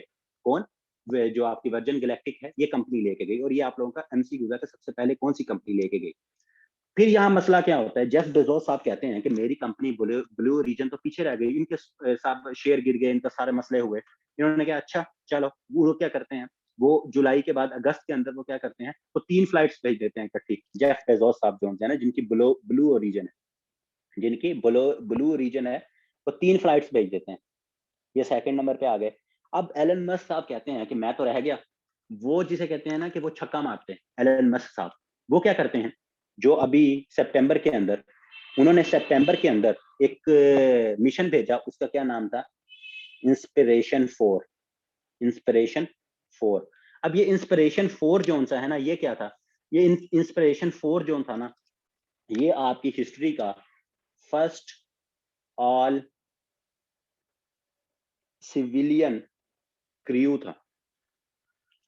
इसके अंदर जितने 4 लोग थे, सारों के सारे जो स्पेस में गए वो सारे के सारे सिविलियन थे, सारे जोन से हैं ये सिविलियन थे। और ये आपके अराउंड, अगर मैं गलत नहीं हूं तो ये आपके 24 सितंबर 2021 को इंस्पिरेशन 4 क्रू गया। और इसको कौन सी कंपनी लेके गई, स्पेस एक्स, एलॉन मस्क। पहला क्या किया जुलाई के अंदर, ये जो आपके रिचर्ड साहब थे, इन्होंने भेजा एक ही बंदा, वो एक ही बंदा गया, लेकिन उसके साथ बाकी एस्ट्रोनॉट भी थे, लेकिन एक बंदा अकेला चला गया गलती से, वो उसे भेज दिया और उसने अपना नाम कमा लिया कि मैं जो है ना एक मिलियनियर बंदे को मैंने भेज दिया। नॉन एस्ट्रोनॉट था पहली दफा, क्योंकि उससे पहले आज तक जितने लोग गए थे वो सिविलियन नहीं थे, वो एस्ट्रोनॉट थे, प्रॉपर ट्रेंड होते थे स्पेस में कैसे जाना है। फिर उसके बाद बाकी, तो ये इस बंदे ने जो भेजा ना, एलन मस्क ने, इसकी वजह से इसको ये फाइनेंस ईयर का इनाम मिला। वो इस वजह से दिया कि इंस्पिरेशन 4 जो ऑल सिविलियन क्रू था ना, ऑल सिविलियन क्रू, वो इस बंदे ने अपनी कंपनी स्पेस एक्स के थ्रू जो सा है वो भेजा था। वो अपने किसके थ्रू, स्पेस एक्स के थ्रू जो भेजा था। तो ये इस वजह से जरा थोड़ा सा ये भी आप लोगों ने इसका ध्यान रखना है कि ये इस बंदे का क्या हिसाब किताब। ठीक हो गया, तो ये आप लोगों को इसका भी पता लग गया कि इस बंदे को क्यों भेजा गया।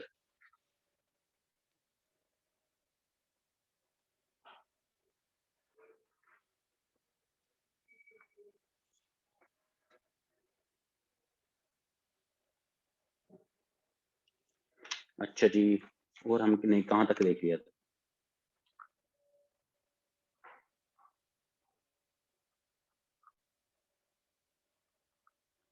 नाइस क्वेश्चन सलमान भाई, नाइस क्वेश्चन। हो सकता है पहले डाइवो भेज दें, डाइवो वाले भी तो भेज ही सकते हैं।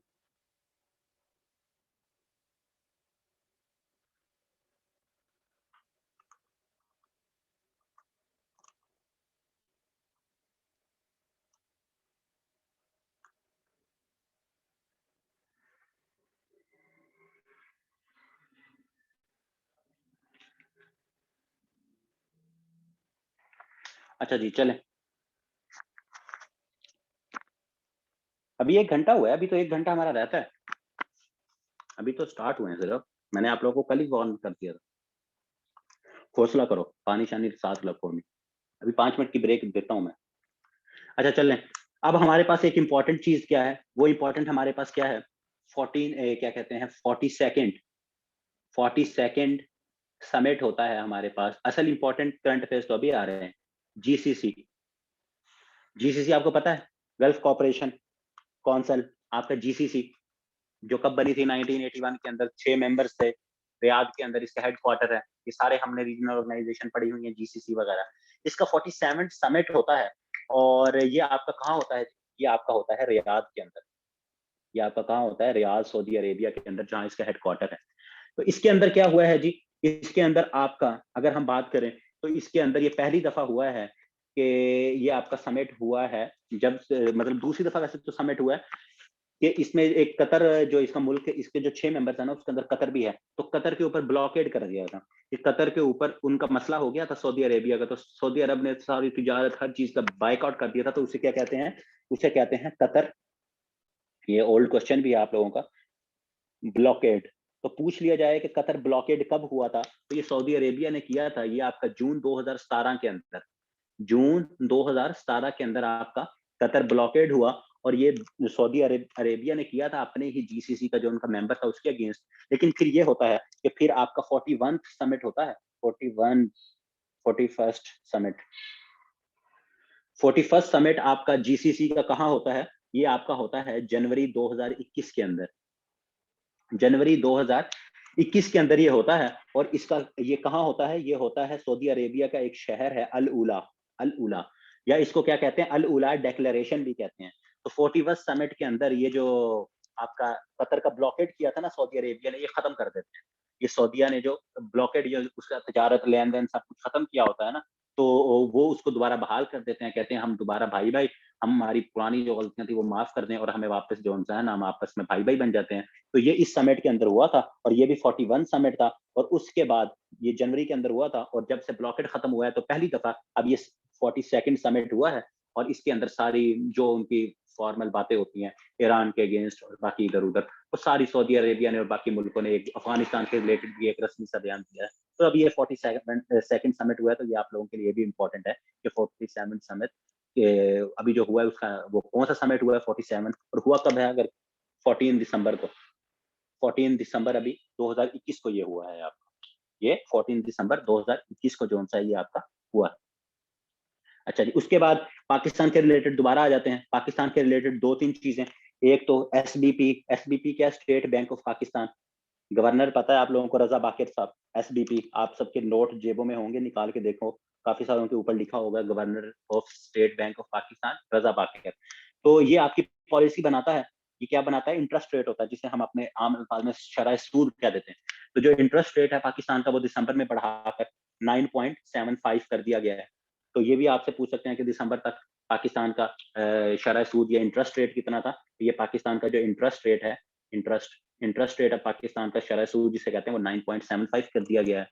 और इस साल के अंदर जो ऑफिशियल फिगर्स आई हैं, फाइनेंशियल ईयर जो आपका पूरा जिसे कहते हैं financial year 21 FY financial year 21 और ये दिसंबर तक नहीं होता, ये याद रखिएगा। ये आपका जून से लेकर जून तक होता है। फाइनेंशियल ईयर 21 का क्या मतलब है कि जून 2020 ये मैं लिख देता हूँ, ये बड़ा इंपॉर्टेंट है, काफ़ी बड़े-बड़े लोगों को ये समझ नहीं आती। इसका क्या मतलब है कि जून 2020 से लेकर आपका जून या मई, अभी मुझे एग्ज़ैक्ट याद नहीं है कि मई या जून होता है, लेकिन जून ही आप लिख लें, जून 2021 इस पूरे टेन्योर को क्या कहते हैं? इसको फाइनेंशियल ईयर 2021 कहते हैं। इसका ये मतलब नहीं है जनवरी से लेकर दिसंबर तक। फाइनेंशियल ईयर एफवाई 2021 का क्या मतलब होता है कि जब आपका बजट एक बजट से लेकर दूसरे बजट तक जो साल होता है, उसे फाइनेंशियल ईयर 2021 कहा जाता है। और इसमें पाकिस्तान में जो हमारे लिए इम्पोर्टेंट क्या है कि इस फाइनेंशियल ईयर 2021 में पाकिस्तान ने कितना कर्जा लिया है, बैरूनी कर्जा, वो पाकिस्तान ने 15.32 बिलियन डॉलर्स लिया है। 15.32 बिलियन डॉलर, बिलियन डॉलर ये पाकिस्तान ने कर्जा लिया है और ये पिछले से अराउंड 50% ज्यादा है। अराउंड की बात कर रहा हूँ क्योंकि इससे पहले जो फाइनेंशियल ईयर 20 था उसमें पाकिस्तान ने 10.45 मतलब 10.5 बिलियन पाकिस्तान ने डॉलर पिछले फाइनेंशियल ईयर में लिया था और इस फाइनेंशियल ईयर में पाकिस्तान ने उससे ज्यादा 15 अराउंड, मतलब अगर हम राउंड फिगर याद करना चाहें तो उस पिछले साल 2019 से 2020 में पाकिस्तान ने कितना 10 अरब डॉलर कर्जा लिया था और अब पाकिस्तान ने 2020 और 2021 के अंदर फाइनेंशियल ईयर के अंदर पाकिस्तान ने कितना कर्जा लिया है? 15.3 बिलियन डॉलर पाकिस्तान ने कर्जा लिया है। उसके बाद अगर हम बात करें हमारे पास और क्या आ जाता है, उसके बाद एक हमारे पास 2020 की मैंने बताया ना लिस्ट होती है, तो मोस्ट एडमायर जिसको सबसे ज़्यादा मोस्ट एडमायर पीपल, ये भी एक एजेंसी जारी करती है, मोस्ट एडमायर पर्सन्स, उसकी लिस्ट जारी हुई है 2021 की। पाकिस्तान की तरफ से आपके हम सबके पुराने प्यारे इमरान खान और हम सबके एक और मलाला। पाकिस्तान की तरफ से 2 लोगों को उसमें शामिल किया गया है कि जिनको पूरी दुनिया में एडमायर किया जाता है। एक हमारे प्राइम मिनिस्टर साहब इमरान खान और दूसरी Nobel laureate youngest Malala Yousafzai. तो ये तो पाकिस्तान के लिए इसकी तरफ से इम्पोर्टेंट था। पूरी दुनिया में अगर बात की जाए तो मेन और वुमेन 2 लोग ही हो सकते हैं जिनको सबसे ज़्यादा एडमायर लोग करेंगे। तो मेन के अंदर बराक ओबामा को सबसे ज़्यादा लोग एडमायर करते हैं और वुमेन के अंदर मिशेल ओबामा, बराक ओबामा साहब की वाइफ मिशेल ओबामा। तो ये 2 लोग जौन-से हैं, मर्दों में बराक ओबामा को और जो फीमेल या वीमेन है, उसमें क्या है, उनकी वाइफ जौन-सी हैं, मिशेल ओबामा, उनको करते हैं। और इसके बाद अमेरिका की ही बात कर लेते हैं, तो अमेरिका के अंदर एक सोमाली बोर्न एक रिप्रेजेंटेटिव हैं, मतलब वहाँ की लॉ मेकर हैं, उनका नाम क्या है? उनका नाम है, 1 सेकंड उनका नाम क्या है? हाँ, उनका नाम है इल्हान उमर। तो इल्हान उमर साहब ये मुसलमान हैं, तो इन्होंने एक बिल पेश किया है, इन्होंने बिल पेश किया जो कि मंजूर भी हो गया। तो वो किसके वो क्या कहते हैं, वो बिल किस वजह से था? वो था बिल ऑन इस्लामोफोबिया, इस्लामोफोबिया। तो ये भी पूछा जा सकता है कि यूएस के अंदर एक बिल पेश हुआ है इस्लामोफोबिया के रिलेटेड, के जो बाहर के मुल्कों में इस्लामोफोबिया बहुत ज़्यादा बढ़ रहा है, क्योंकि इनके ऊपर खुद एक वहाँ का समझ लें कि वहाँ की MNA समझ लें, तो उन्होंने इनके ऊपर अटैक किया कि आप जो सी हैं एक जिहादिस्ट हैं, आप जो सा है अल-कायदा और इस तरह की कोई बातें की, तो जिसकी वजह से काफ़ी एहतजाज हुआ। फिर उसके बाद ये इल्हान उमर साहिबा जो सा ये डेमोक्रेटिक पार्टी है वहाँ की, वहाँ से ताल्लुक रखती हैं और सोमाली बॉर्न ये यूएस की वो हैं और वहाँ की अब ये उनकी जो हाउस ऑफ रिप्रेजेंटेटिव है, वहाँ ये होती हैं इल्हान उमर। तो ये पूछा जा सकता है कि इस्लामोफोबिया के अगेंस्ट एक बिल पास हुआ है यूएस के अंदर, तो वो कौन से उनका जो रिप्रेजेंटेटिव है उन्होंने पेश किया था, तो ये इल्हान उमर साहिबा जो हैं इन्होंने पेश किया था। और ये इनका अगर पार्टी से ताल्लुक पूछ लिया जाए, तो इनकी जो पार्टी थी वो थी डेमोक्रेटिक पार्टी। 2 पार्टीज़ है ना वहाँ, एक डेमोक्रेटिक है और एक रिपब्लिकन है। जैसे अभी जो बाइडेन साहब हैं, उनका ताल्लुक भी डेमोक्रेटिक पार्टी से है। पहले ट्रम्प साहब थे, उनका ताल्लुक रिपब्लिकन से था।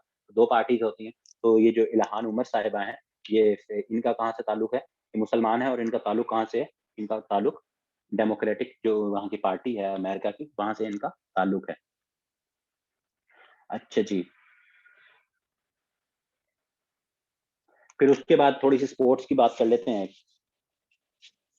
अभी तो काफ़ी सारी चीज़ें रहती हैं। चलें, जल्दी-जल्दी करते हैं। कि एशियन हॉकी चैंपियनशिप हुई है। एशियन बस ये एशियन हॉकी कर लें, फिर उसके बाद थोड़ा-सा रेस्ट कर लेना। Hockey championship, Asian hockey championship 2021 एक तो आपको पता होना चाहिए हुई कहाँ है? बांग्लादेश के अंदर। बंगला बांग्लादेश के अंदर आपकी हुई है ये और बांग्लादेश के अंदर हुई है और एज़ यूजुअल पाकिस्तान इसको नहीं जीता और पाकिस्तान 4th पोज़ीशन पे आया है। पाकिस्तान 4th पे आया है पाकिस्तान। तो जीती किसने है? जीती है ये जी साउथ कोरिया ने, पहली दफ़ा। साउथ कोरिया आज से पहले इसको कभी नहीं जीता। पाकिस्तान ने ये जो एशियन है ना, पाकिस्तान वैसे यहाँ 4 नंबर पे आया है, लेकिन ओवरऑल पाकिस्तान ने 4 टाइम्स विनर है पाकिस्तान सबसे ज़्यादा 4 टाइम्स विनर है पाकिस्तान इसका। 4 टाइम पा और पहली दफ़ा ऐसा हुआ है कि पाकिस्तान फाइनल में ना पहुँचा हो, वरना हमेशा पाकिस्तान फाइनल में पहुँचता था। तो साउथ कोरिया इसका क्या है? विनर है और जिसको इसने हराया है वो क्या है? लूज़र कौन था? रनर अप जिसे कहते हैं। रनर अप कौन था? जापान था।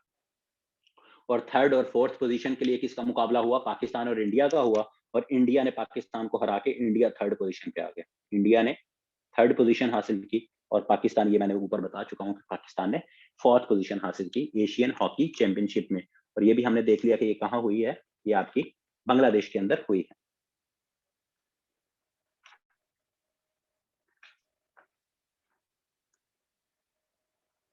यहाँ तक चीज़ें क्लियर है?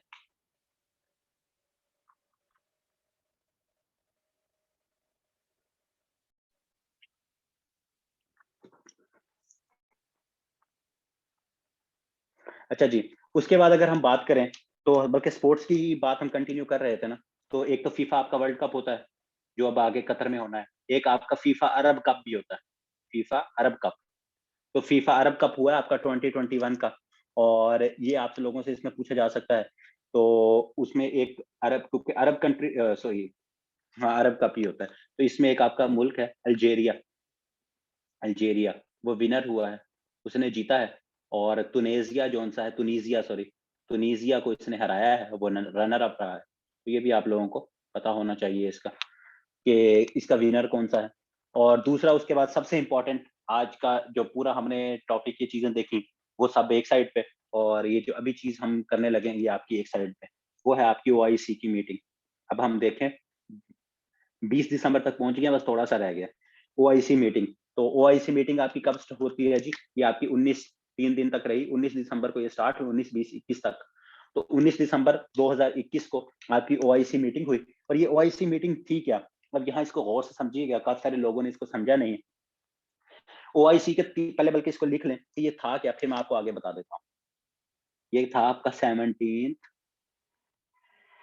एक्स्ट्रा ऑर्डिनरी सेशन था ऑफ सीएफएम्स। अब एक्स्ट्रा ऑर्डिनरी सेशन ऑफ सीएफएम्स का क्या मतलब था? Council of foreign ministers, foreign ministers. अब ये चीज याद रखिएगा हमने अपने पुराने करंट अफेयर्स में जो लास्ट मंथ वाला था उसमें भी देखा, उससे पहले वाले में भी ओआईसी के इजलास में देखा मैंने। आप कहोगे ये तो अजीबो-गरीब सी बातें हैं कि यहाँ सर 17th की बात कर रहे हैं। पहले सर ने हमें कोई और चीज़ बताई थी। अब 2-3 चीज़ें याद रख लेना। पहले तो इसको देख लो, जैसे मैं लिखवा रहा हूँ, फिर मैं आपको इनका डिफरेंस बता देता हूँ कि इनमें मसला क्या है सब में। कि ये 17th एक्स्ट्रा ऑर्डिनरी सेशन था of council of foreign minister, ठीक है? हाँ, मैंने 48 कॉन्फ्रेंस, वो अभी क्लियर हो जाती हैं आपको चीज़ें। मैं अभी आपको सब कुछ बता देता हूँ, अभी लिख लो इसके रिलेटेड चीज़ें, फिर मैं आपको अभी क्लियर कर देता हूँ सारी चीज़ें। अब इसमें क्या था, इसमें 70 के करीब डेलीगेट्स ने शिरकत की थी, 70 delegates from around the world, different. वैसे तो ओआईसी के 57 मेंबर्स है ना, लेकिन 70 डेलीगेट्स थे पूरे from the world, from world.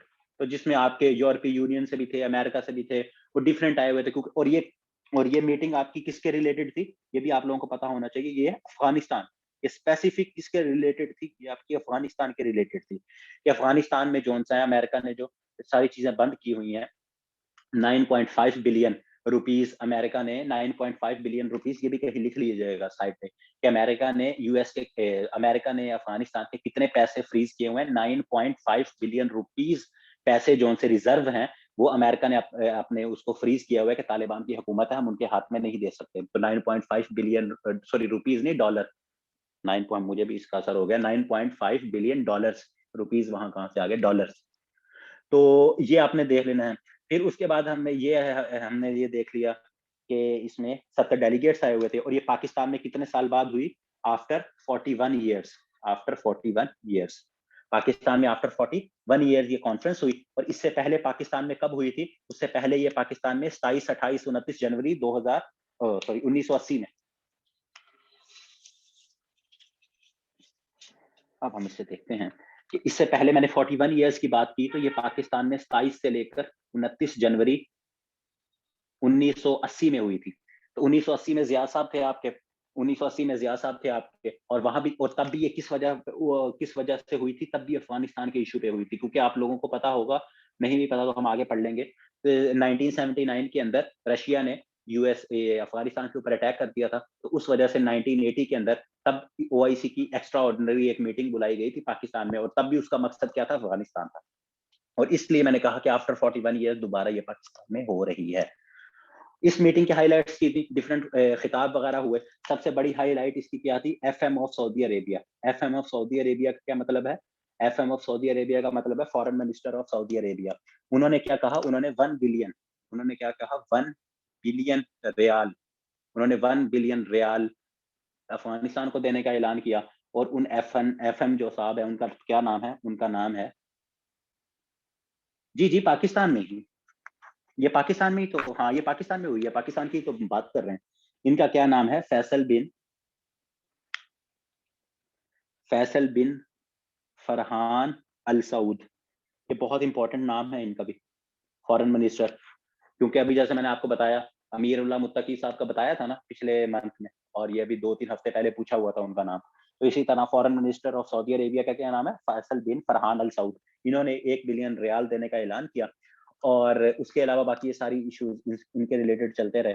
और ओआईसी के सेक्रेटरी जनरल का नाम हम पहले देख चुके हैं, हुसैन इब्राहिम ताहा, चैड से इनका ताल्लुक है। तो ये सारी चीजें, ये भी यहाँ आए हुए थे, हुसैन इब्राहिम ताहा साहब, क्योंकि सेक्रेटरी जनरल हैं ओआईसी के। तो ये हमने लास्ट उसमें भी देखा था, करंट अफेयर में भी, वैसे भी रिपीट होता रहता है। तो यहाँ 2-3 चीजें आप समझ लें। मैं यहाँ बात कर रहा हूँ समिट की, क्या कहते हैं, session of FM foreign minister, और एक्स्ट्रा ऑर्डिनरी जो अभी हुआ है, एक्स्ट्रा ऑर्डिनरी CFMs।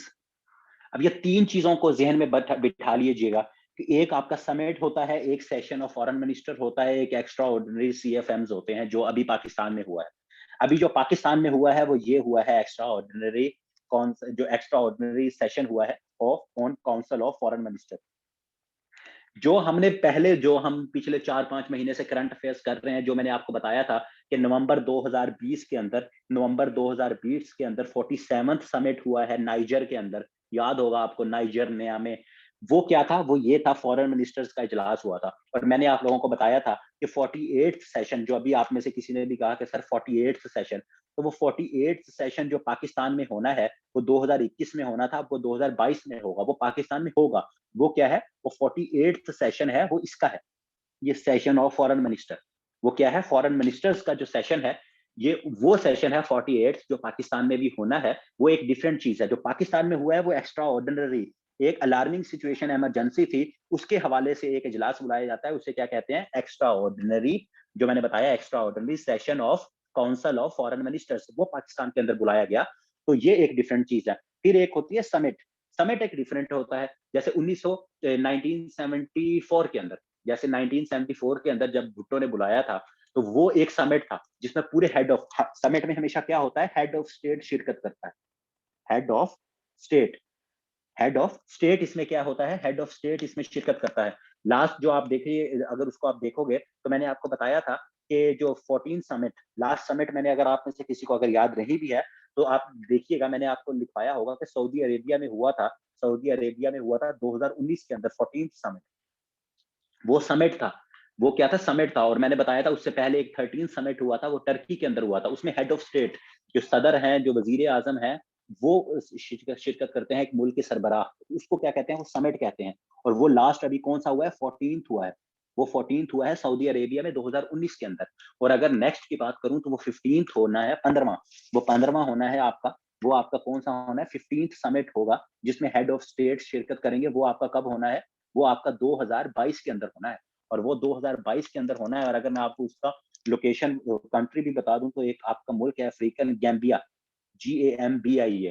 तो 15वां समिट जो OIC का, जिसमें हेड ऑफ स्टेट शिरकत करेंगे, वो आपका गैम्बिया के अंदर होना है। और वो कहाँ होना है, वो कब होना है, 2022 के अंदर। इससे पहले 2019 में हुआ था 14, कहाँ हुआ था, सऊदी अरेबिया में। और उससे पहले चला जाए तो 3 साल पहले हुआ था आपका, अल्लाह भला करे, ये टर्की के अंदर। इसी तरह जैसे ये बनी थी ना 1969 के अंदर, तो तब पहला समिट। फिर उसके बाद जी पाकिस्तान के अंदर, जैसे कहते हैं, लाहौर समिट हुआ था सेकंड। तो समिट की जब भी बात आएगी, वो क्या होगा, हेड ऑफ स्टेट, पूरे जो उसमें क्या है, पूरे सरबराहाने मुमलिकत उसमें शिरकत करेंगे। फिर एक सेशन होता है जो 47 या 48, जिसकी हमने बात कर रहे हैं कि एक नियामे में हुआ है, और अब 48 पाकिस्तान में होना है, वो फॉरेन मिनिस्टर्स का सेशन होता है। फिर एक एक्स्ट्रा ऑर्डिनरी होता है, जो किसी हंगामी सूरत हाल में बुलाया जाता है। जैसे मैंने बताया कि 1980 के अंदर बुलाया गया था अफगानिस्तान के रिलेटेड, क्यों, रशिया ने हमला कर दिया था। इसी हवाले से वही अब इजलास जो सा है, 41 साल बाद एक्स्ट्रा ऑर्डिनरी जो इजलास है, वो कौन सा है, वो 17वां। अब ये याद रखना है आपने कि वो क्या पूछ रहा है, वो आपसे 17वें इजलास का पूछ रहा है, 47 48 का पूछ रहा है, या समिट का पूछ रहा है। तो ये 2-3 चीजें हैं, ये आप लोगों ने अपने ध्यान में रखनी। 1 billion, 1 billion riyal, 1 billion riyal. Saudi Arab का जो फैसल साहब हैं, उन्होंने 1 बिलियन रियाल दिए हैं। करेंसी याद रखनी है, रुपए नहीं दिए, रुपए क्या कहते हैं, डॉलर नहीं दिए, पाउंड नहीं दिए, उन्होंने रियाल दिए। ठीक। तो ये उम्मीद है कि आप लोगों को ये OIC वाली चीज समझ आ गई हो। ठीक है। उसके अलावा एक और प्रेसिडेंट का नाम याद रख ले, उनका नाम है गैब्रियल, गैब्रियल बोरिक। ये नए प्रेसिडेंट आए हैं, कहाँ के, चिली के। साउथ अमेरिका एक मुल्क है, चिली। चिली, चिली आपका एक मुल्क है, चिली। तो चिली के ये नए प्रेसिडेंट मुंतखब हुए हैं, गैब्रियल बोरिक। गैब्रियल बोरिक साहब जोन से हैं, ये जोन से हैं, उसके मुंतखब हुए हैं। अच्छा, ये इसकी भी बात होगी। अब दोबारा हम पाकिस्तान की तरफ आते हैं, और ये बड़ा इंपॉर्टेंट है। 21 दिसंबर, डेट भी बहुत इंपॉर्टेंट है। 21 दिसंबर, 21 दिसंबर को क्या हुआ, पाकिस्तान के एक हेमेटोलॉजिस्ट हैं, उनका नाम है डॉक्टर ताहिर शमसी। उनका क्या नाम है, डॉक्टर ताहिर शमसी। ये क्या है, ये पाकिस्तान के हेमाटोलॉजिस्ट हैं, हेमाटोलॉजिस्ट। अब हेमाटोलॉजिस्ट क्या होता है, ये जो ब्लड रिलेटेड आपकी जो डिजीज होती हैं, उनको जो डील करता है, उसको क्या, उस डॉक्टर को क्या कहते हैं, हेमाटोलॉजिस्ट। तो इनकी डेथ हुई है, इनकी इनकी इनकी डेथ हुई, इनकी क्या हुई है, इनकी डेथ हुई है। और ये पाकिस्तान के, जिसे कहते हैं कि वन ऑफ द फाइनेस्ट, या शायद फाइनेस्ट डॉक्टर में से एक डॉक्टर थे। और जिन हर जगह आपने शायद, अगर आप न्यूज को फॉलो करते हैं, तो आपने इनका नाम सुना होगा। तो ये डॉक्टर थे, डॉक्टर ताहिर शमसी। और इनकी आपको डेथ की जो सी डेट वो याद होनी चाहिए कि 21 दिसंबर को इनकी डेथ हुई। इनकी 21 दिसंबर को क्या हुई है, इनकी डेथ हुई है। और इनका पेशा क्या था, डॉक्टर थे, लेकिन स्पेसिफिकली बात करें तो हेमाटोलॉजिस्ट, ब्लड रिलेटेड जो आपकी डिजीज होती हैं उनके हवाले से ये था। अच्छा जी, और उसके बाद एक और बड़ी इंटरेस्टिंग न्यूज है, ये आप लोगों को शायद अच्छा भी लगे, कि एक मुल्क है उसका नाम है कोसोवो। कोसोवो ने क्या किया है, कोसोवो के पास जेल जोन सी है ना, खाली पड़ी हुई थी जेलें होती है ना, तो एम्प्टी जेल्स, उनकी जो खाली जेल थी ना, एम्प्टी जेल्स, उन्होंने बताऊं क्या किया, रेंट आउट कर दिए। उन्होंने रेंट आउट कर दिए किसको, डेनमार्क को। तो ये बड़ा इंपॉर्टेंट भी है, फनी भी है, मे भी कभी पूछ भी लिया जाए, तो कौन से मुल्क ने, उनके पास जेलें खाली पड़ी थी तो उन्होंने डेनमार्क को रेंट पे दे दिया कि भाई हमारी जेलें ले लो और अपने बंदे जो उनसे है ना, कोसोवो छोटा सा मुल्क है तो खाली थी, तो डेनमार्क के पास जरा वो ज्यादा हो गए होंगे, तो उन्होंने कहा कि भाई हमारी जेलें ले लो, आपके जो क्राइम करते हैं लोग हमारी जेलों में डाल दो, तो हमें किराया देते रहना। तो ये भी पूछा जा सकता है कि कौन से मुल्क ने अपनी जो जेलें हैं वो किराए पे दे दी, तो कोसोवो ने दी है, किसको दी है, डेनमार्क जो सा जो स्कैंडिनेवियन आपका एक कंट्री है उसको दे दी। अच्छा जी, और उसके बाद हाँ जेल्स भी रेंट पे देनी शुरू हो गई हैं। फिर उसके बाद एक और इसी के साथ ही एक जरा फनी तो नहीं है लेकिन है, कि अभी दुबई के जो रूलर है ना, दुबई के रूलर, उनका नाम है शेख मोहम्मद बिन मखदूम। शेख मखदूम उन्हें कहते हैं, दुबई के रूलर हैं, दुबई के ruler, Dubai ruler, Sheikh Makhdoom Al Makh, ये क्या कर दिया, इसे अच्छा इंग्लिश में ही ना लिख दो। दुबई के रूलर हैं शेख अल मखदूम, और उनकी बीवी थी, उनका नाम था प्रिंसेस हया बिनते हुसैन हया, प्रिंसेस हया। इन दोनों की क्या हुई है, इन दोनों की हुई है डाइवोर्स, इनकी हुई है डाइवोर्स, और डाइवोर्स इतनी कोई कॉस्टली हुई है कि आप लोग अगर कोई तुक्का लगाओ कि कितने करोड़ या कितना वो होगा, तो ना ही लगाओ तुक्का, 55 करोड़ पाउंड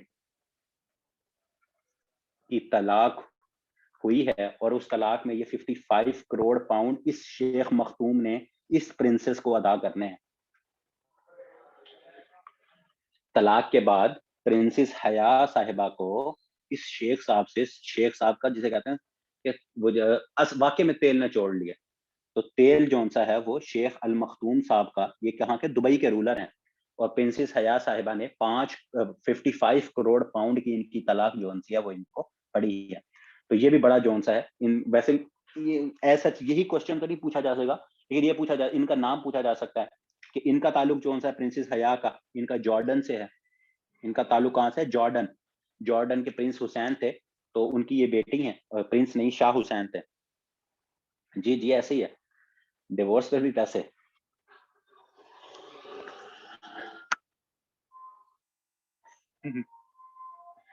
अच्छा जी, तो जॉर्डन जौन सा है, इनका जॉर्डन से ताल्लुक है प्रिंसेस हया का।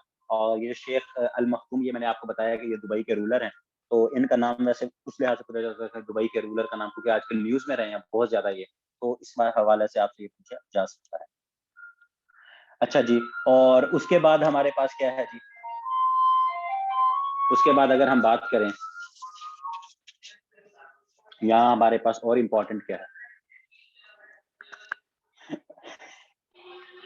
मैं इसीलिए रुक गया था।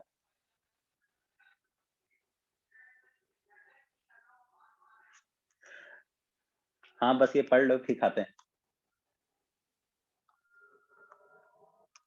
अच्छा, एक और बड़ा इंपॉर्टेंट एक बंदा है, उसका नाम आप लोगों ने याद रखना है, कि 26 दिसंबर को, बस अब हम एंडी की तरफ जा रहे हैं, 26 दिसंबर को साउथ अफ्रीका हमने लास्ट टाइम पढ़ा था ना, जिसमें एक बंदा विलियम दे क्लर्क, जो वाइट, उनका लास्ट वाइट प्रेसिडेंट था, जो जिसकी डेथ हुई थी।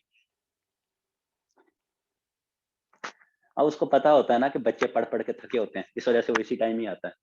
तो हम बात कर रहे थे, मैंने वो क्लर्क की बात की कि क्लर्क हमने पढ़ा था ना कि लास्ट प्रेसिडेंट, वाइट प्रेसिडेंट था जिसकी डेथ हुई थी, हमने लास्ट मंथ वो पढ़ा था। तो 26 दिसंबर को वहां एक बंदा है जिसके लिए हमारे प्राइम मिनिस्टर साहब ने भी ट्वीट की थी, Desmond Titu, Desmond Tutu, sorry Titu नहीं, टूटू, TUTU, टूटू, डेसमंड टूटू। तो ये डेसमंड टूटू साहब कौन थे, वहां के बिशप थे, आर्च, जिसे क्या कहते हैं, आर्च आर्च बिशप, ठीक है। तो ये जो वहाँ अपार्थाइड जो चल रहा था सिस्टम, जहां वो सफेद लोग काले लोगों के ऊपर जुल्म कर रहे थे, तो ये उनके अगेंस्ट इनकी बहुत ज्यादा ये समझ लें कि वहाँ के ये उलमा जैसे हमारे यहाँ आलिम होते हैं ना मौलाना हजरात, तो वहाँ के ये बिशप उस तरह के से बहुत बड़े इनका एक रुतबा था और उन्होंने उनके अगेंस्ट काफी वो जो है ना कि बात की कि आप लोगों को ये नहीं करना चाहिए, सारे लोग जो हैं वो बराबर हैं। तो इनकी एक बड़ी जो है ना रेसिज्म के अगेंस्ट एक बहुत बड़ी वॉइस थी और इनकी अभी डेथ हुई है 26 दिसंबर को। और ये मैंने जैसे बताया कि हमारे प्राइम मिनिस्टर साहब ने भी इनके लिए ट्वीट की और ये नेल्सन मंडेला के भी बड़े साथी थे, उनके साथ ही रहे कि जब नेल्सन मंडेला आए थे तो उनके साथ भी। तो ये काफी जो है ना, और इन्होंने फलस्तीन के बारे में भी काफी सारी बात की थी, फलस्तीनियों को भी उनका हक मिलना चाहिए। इसके स्पेलिंग है DES Desmond Tutu, DESMUND Desmond Tutu, TUTU। तो ये आर्च बिशप थे, साउथ अफ्रीका से इनका ताल्लुक था। इनका ताल्लुक कहाँ से था? साउथ अफ्रीका, जहां वो कि मैंने वो पहले बता तो दिया कि वहां रेसिज्म का इशू था, तो साउथ अफ्रीका से इनका ताल्लुक था। हाँ, साउथ अफ्रीका इनका ताल्लुक, साउथ अफ्रीका। फिर 27 दिसंबर को पाकिस्तान ने अपनी पहली फर्स्ट नेशनल सिक्योरिटी पॉलिसी मंजूर की है। ये भी इंपॉर्टेंट है। तो पाकिस्तान की फर्स्ट सिक्योरिटी पॉलिसी कब मंजूर हुई है? तो ये आपकी 27 दिसंबर को पाकिस्तान की फर्स्ट नेशनल सिक्योरिटी पॉलिसी जो सी है वो भी मंजूर हुई है। और उसके बाद अगर हम बात करें, उसके बाद एक आपकी लिस्ट जारी हुई है, क्या कहते हैं, मोस्ट करप्ट लीडर्स की, मोस्ट करप्ट लीडर्स की।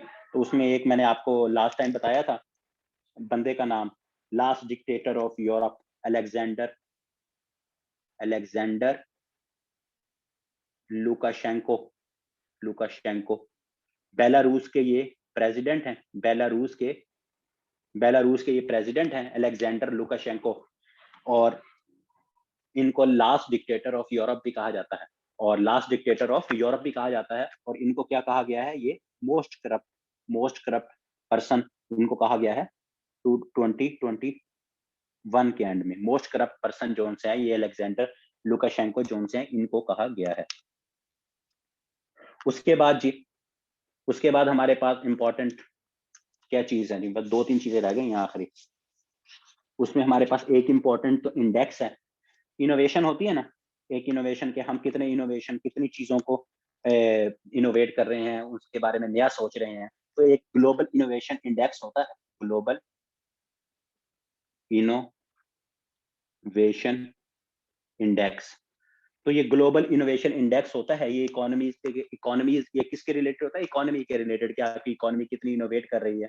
तो इसमें टोटल 132 मुल्क थे, तो पाकिस्तान की रैंकिंग कितनी आई है? 99th। पाकिस्तान की कितनी रैंकिंग आई है? आउट ऑफ 132, 99th पाकिस्तान की रैंकिंग आई है। और सबसे पहले नंबर पे जो मुल्क आया है फर्स्ट, वो कौन आया है? वो इंपॉर्टेंट तो नहीं है, पाकिस्तान वैसे इंपॉर्टेंट है लेकिन फिर भी स्विट्जरलैंड। स्विट्जरलैंड स्विट्जरलैंड सबसे ज्यादा इनोवेटिव इकोनॉमी के when it comes to economy. और पाकिस्तान का कौन सा नंबर आया है? पाकिस्तान का 99th। पाकिस्तान का कौन सा नंबर आया है? 99th जो सा है वो पाकिस्तान का नंबर आया है कि पाकिस्तान इनोवेशन के लिहाज से जब बात की जाए। और उसके बाद पाकिस्तान के रिलेटेड एक और चीज जो सी है वो इंपॉर्टेंट है, वो क्या है?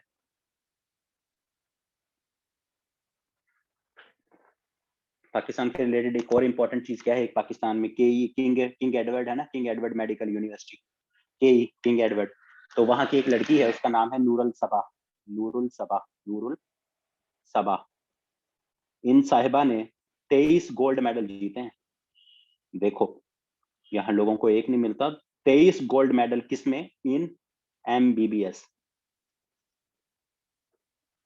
और ये बहन जी कह रही थी कि कॉन्वोकेशन के ऊपर मुझे समझ नहीं आ रही थी कि मैं 23 गोल्ड मेडल कितने गले में डालूं, हाथ में पकड़ूं, थक गई थी मैं। तो 23 गोल्ड मेडल इन्होंने जीते हैं MBBS के अंदर, जीते नहीं है, हासिल किए, सॉरी हासिल किया है इन्होंने। और किंग एडवर्ड की स्टूडेंट है MBBS की। तो ये भी पाकिस्तान की तरफ से पाकिस्तान के लिए रिकॉर्ड है। बाकी तो वैसे ओवरऑल तो पता नहीं, लेकिन आपको नाम इनका भी पता होना चाहिए, नूर असबा का। और उसके बाद एजाज अकरम साहब का एक पहले नाम हमने देखा है, एक और एजाज आप याद कर लें, एजाज अहमद। एजाज अहमद। तो ये एजाज अहमद साहब कौन है जी? ये आपके federal ombudsman, federal federal ombudsman या ओम्बड्स पर्सन। अब ये जो, और इसको उर्दू में क्या कहते हैं, अगर किसी को ये ओम्बड्स मैन की समझ नहीं आ रही तो मोहतसब। मोहतसब, कि आपको कोई भी कंप्लेन है किसी भी हुकूमत की वजीर से, किसी भी चीज से, तो एक इदारा बनाया गया था 1993 के अंदर, 1983 के अंदर वफाकी एहतसाब का इदारा बनाया गया था, मोहतसब जिसे कहते हैं। 1983 के अंदर जियाउल हक साहब ने बनाया था। तो उसके 1983 में, तो उसके तहत कि अगर आपको किसी वजीर से कोई मसला है या आप कोई और चीज देख रहे हैं, कोई आपकी बात नहीं सुनी जा रही, तो एक मुहतसिब का इदारा बनाया गया था। तो उसका एक बंदा होता है जो चेयरपर्सन या चेयर, लड़की भी हो सकती है, लड़का भी हो सकता है, पहले एक फीमेल थी, तो अब एक बंदा आया है, उसको क्या कहते हैं, फेडरल ओम्बड्स पर्सन, या अभी यहाँ मैन है तो मैंने मैन लिख दिया है, तो इसको क्या कहते हैं, वफाकी मुहतसिब। तो अभी जो नए साहब आए हैं उनका क्या नाम है, उनका नाम है एजाज अहमद। एक आया है बंदा, उसका क्या नाम है, एजाज अकरम, तो वो क्या है, रहमतुल्लिल आलमीन अथॉरिटी का। तो ये बंदा क्या है, इसका नाम है एजाज अहमद। ये आपका फेडरल जो मुहतसिब है, ये उसके तौर पे अभी इनकी अपॉइंटमेंट हुई है रिसेंटली, अभी दिसंबर के अंदर। उसके बाद अगर हम देखें तो यहाँ दो तीन नाम है अब, इम्पोर्टेंट, बाकी ऑलमोस्ट चीजें। हाँ, इस्लामाबाद में, क्योंकि वफाकी है ना, तो इसका सेक्रेटेरिएट होता है ना, बेसिकली सेक्रेटेरिएट तो इस्लामाबाद में ही है ना, तो वो है सेक्रेटेरिएट इसका। उसके बाद अभी 31, चलो वो पहले लिख ही लेना से 31 वाली बात, कि अभी 31 दिसंबर आखिरी दिन था ना, फिर थोड़ा सा बैक आएंगे। 31 दिसंबर को ईरान ने एक मिलिट्री सैटेलाइट भेजी है, ईरान सैटेलाइट, मिलिट्री सैटेलाइट है वो भेजी है। उसका नाम आप लोगों को पता होना चाहिए। इस सैटेलाइट सारी दुनिया भेजती रहती है, नाम हमें याद करने होते हैं। तो उसका क्या नाम है, उसका नाम है सिमोर्ग, SIMORG, सिमोर्ग। ये अभी कल की बात है, हर जगह इसी का ही धुआं मचा हुआ है कि ईरान ने एक सैटेलाइट भेजी है, मिलिट्री सैटेलाइट, तो उसका क्या नाम है, उसका नाम है सिमोर्ग। इससे पहले ईरान ने सबसे पहले अपनी एक याद एक भेजी थी अप्रैल के अंदर, अप्रैल 2020 के अंदर, वो पहली सैटेलाइट भेजी थी, ईरान की फर्स्ट सैटेलाइट थी 2020 के अंदर। उसका क्या नाम था, उसका नाम था नूर वन, उसका क्या नाम था, नूर वन।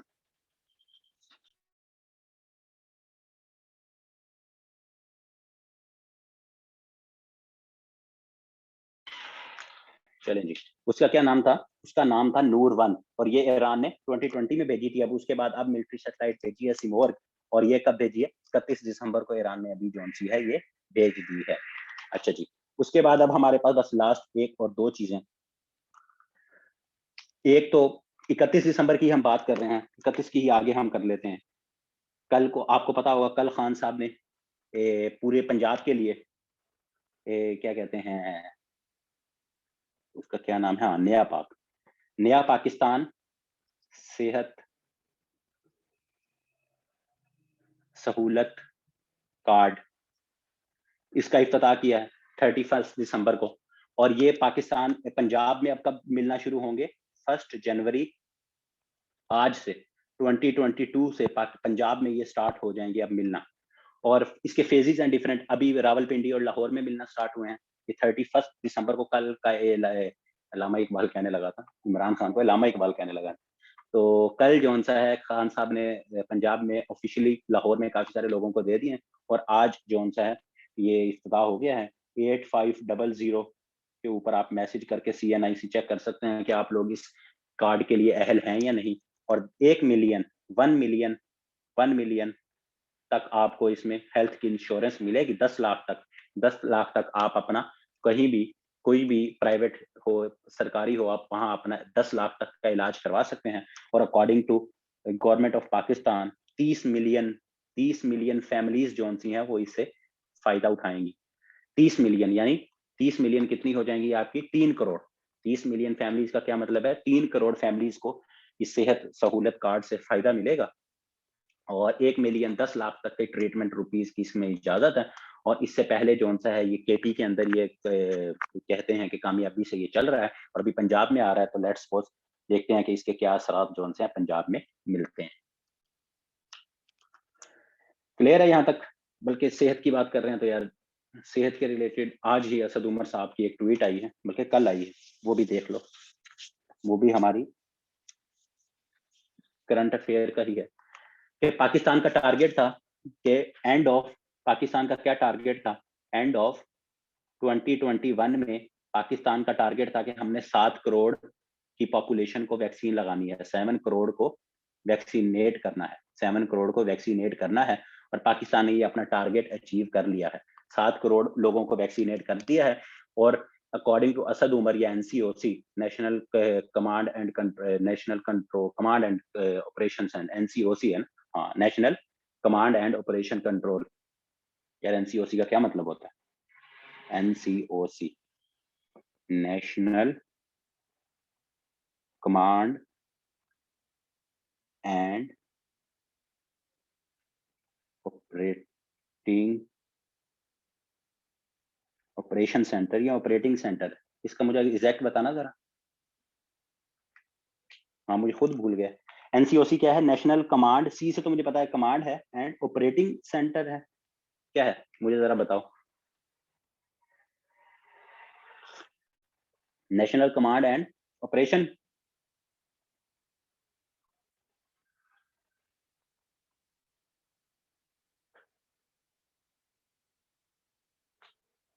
ऑपरेशन सेंटर, ठीक ठीक, ऑपरेटिंग नहीं है ये, ऑपरेशन, ठीक हो गया, ऑपरेशन सेंटर, ठीक हो गया। हाँ, मुझे था ऑपरेटिंग ना हो, चले ऑपरेशन सेंटर।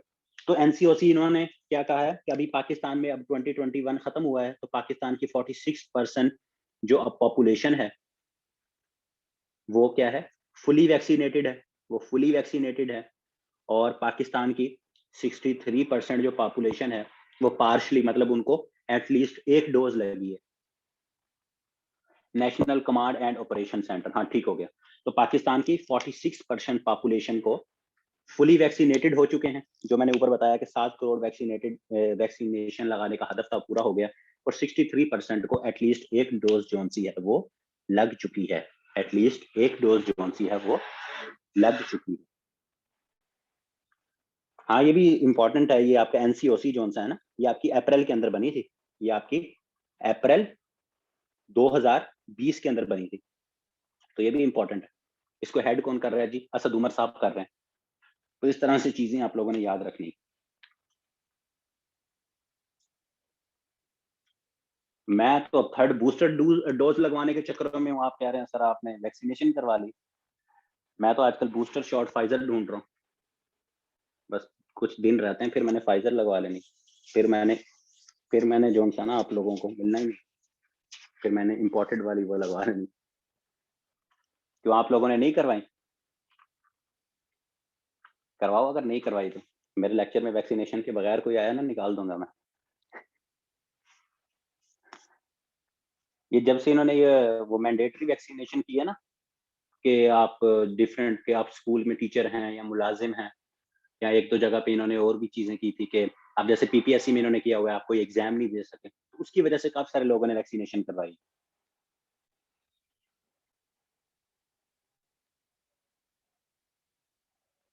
हाँ, इसका मैं बताता हूँ, मैं इसके बारे में बताता हूँ, बस एक लास्ट चीज लिख लो, जल्दी जल्दी एक लास्ट चीज लिख लो। आजम जलील,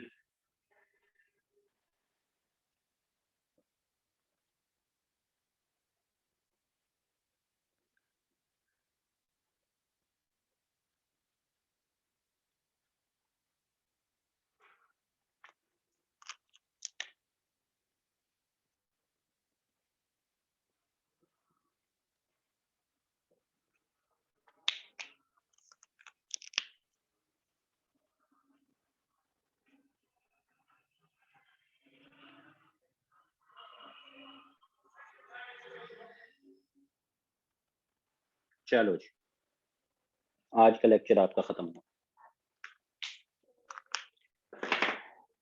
एक दो चीज याद रखिएगा कि पाकिस्तान के पहले की ये मसला था कि एक बंदा था, उसका नाम था जुल्फी बुखारी, जुल्फकार बुखारी, जिसको जुल्फी बुखारी कहा जाता था। वो एडवाइजर थे पाकिस्तान के, किसके ऊपर? ओवरसीज पाकिस्तान के ऊपर और टूरिज्म के ऊपर। लेकिन फिर उनका रिजाइन ले लिया गया। उनसे रिजाइन लेने के बाद क्या हुआ कि एक सेनेटर थे केपी के से, उनका नाम था मोहम्मद अयूब अफरीदी। ये सेनेटर मुंतखब हुए थे, तो इनसे इस्तीफा लिया गया और इनकी जगह शौकत तरीन को अभी सेनेटर बनाया गया है। तो जब इनसे इस्तीफा लिया गया, तो इनको क्या बना दिया गया? इनको एडवाइजर बना दिया गया। इनको एडवाइजर बना दिया गया ओवरसीज पाकिस्तानीज़ का, जो कि पहले जुल्फी बुखारी थे, जिनसे इस्तीफा ले लिया गया। तो ये याद रखिएगा, क्योंकि काफ़ी सारी चीज़ें हमारे ज़हन में होती हैं, हमें ये नहीं पता होता कि जुल्फी बुखारी से इस्तीफा भी लिया था कि नहीं। तो अब अगर पूछा जाए तो ओवरसीज पाकिस्तानियों को कौन डील कर रहा है? मोहम्मद अयूब अफरीदी। और टूरिज्म के लिए अभी कल और परसों जो-सा है, कल कल परसों नहीं, 2 दिन, हाँ, 2 दिन हो गए हैं। 2-3 दिन पहले आज़म जलील साहब एक बंदे हैं, जिनको एसएपीएम बनाया गया है ऑन टूरिज्म कोऑर्डिनेशन। अब टूरिज्म के ऊपर किसको स्पेशल असिस्टेंट बनाया गया है? एसएपीएम का क्या मतलब है? एसएपीएम का मतलब है, आज़म जलील लिख दिया मैंने, हाँ, जमील है, सॉरी, आज़म जमील, जेएमआईएल, जमील, सॉरी, हाँ, आज़म जमील, मैंने जलील लिख दिया, आज़म जमील। तो आज़म जमील जो-सा है, इनको बनाया गया है एसएपीएम। एसएपीएम क्या? Special assistant to prime minister. तो किसके ऊपर बनाया गया है? On tourism. तो ये भी जो-सा है, ये अभी रिसेंट, सबसे रिसेंट डेवलपमेंट अभी कल परसों की यही है। और साथ ही आपकी सेहत कार्ड की भी रिसेंट डेवलपमेंट है 31 दिसंबर। तो ये आपकी जो-से हैं दिसंबर के कुछ करंट अफेयर्स हैं। उम्मीद है आप लोगों को पसंद आए होंगे।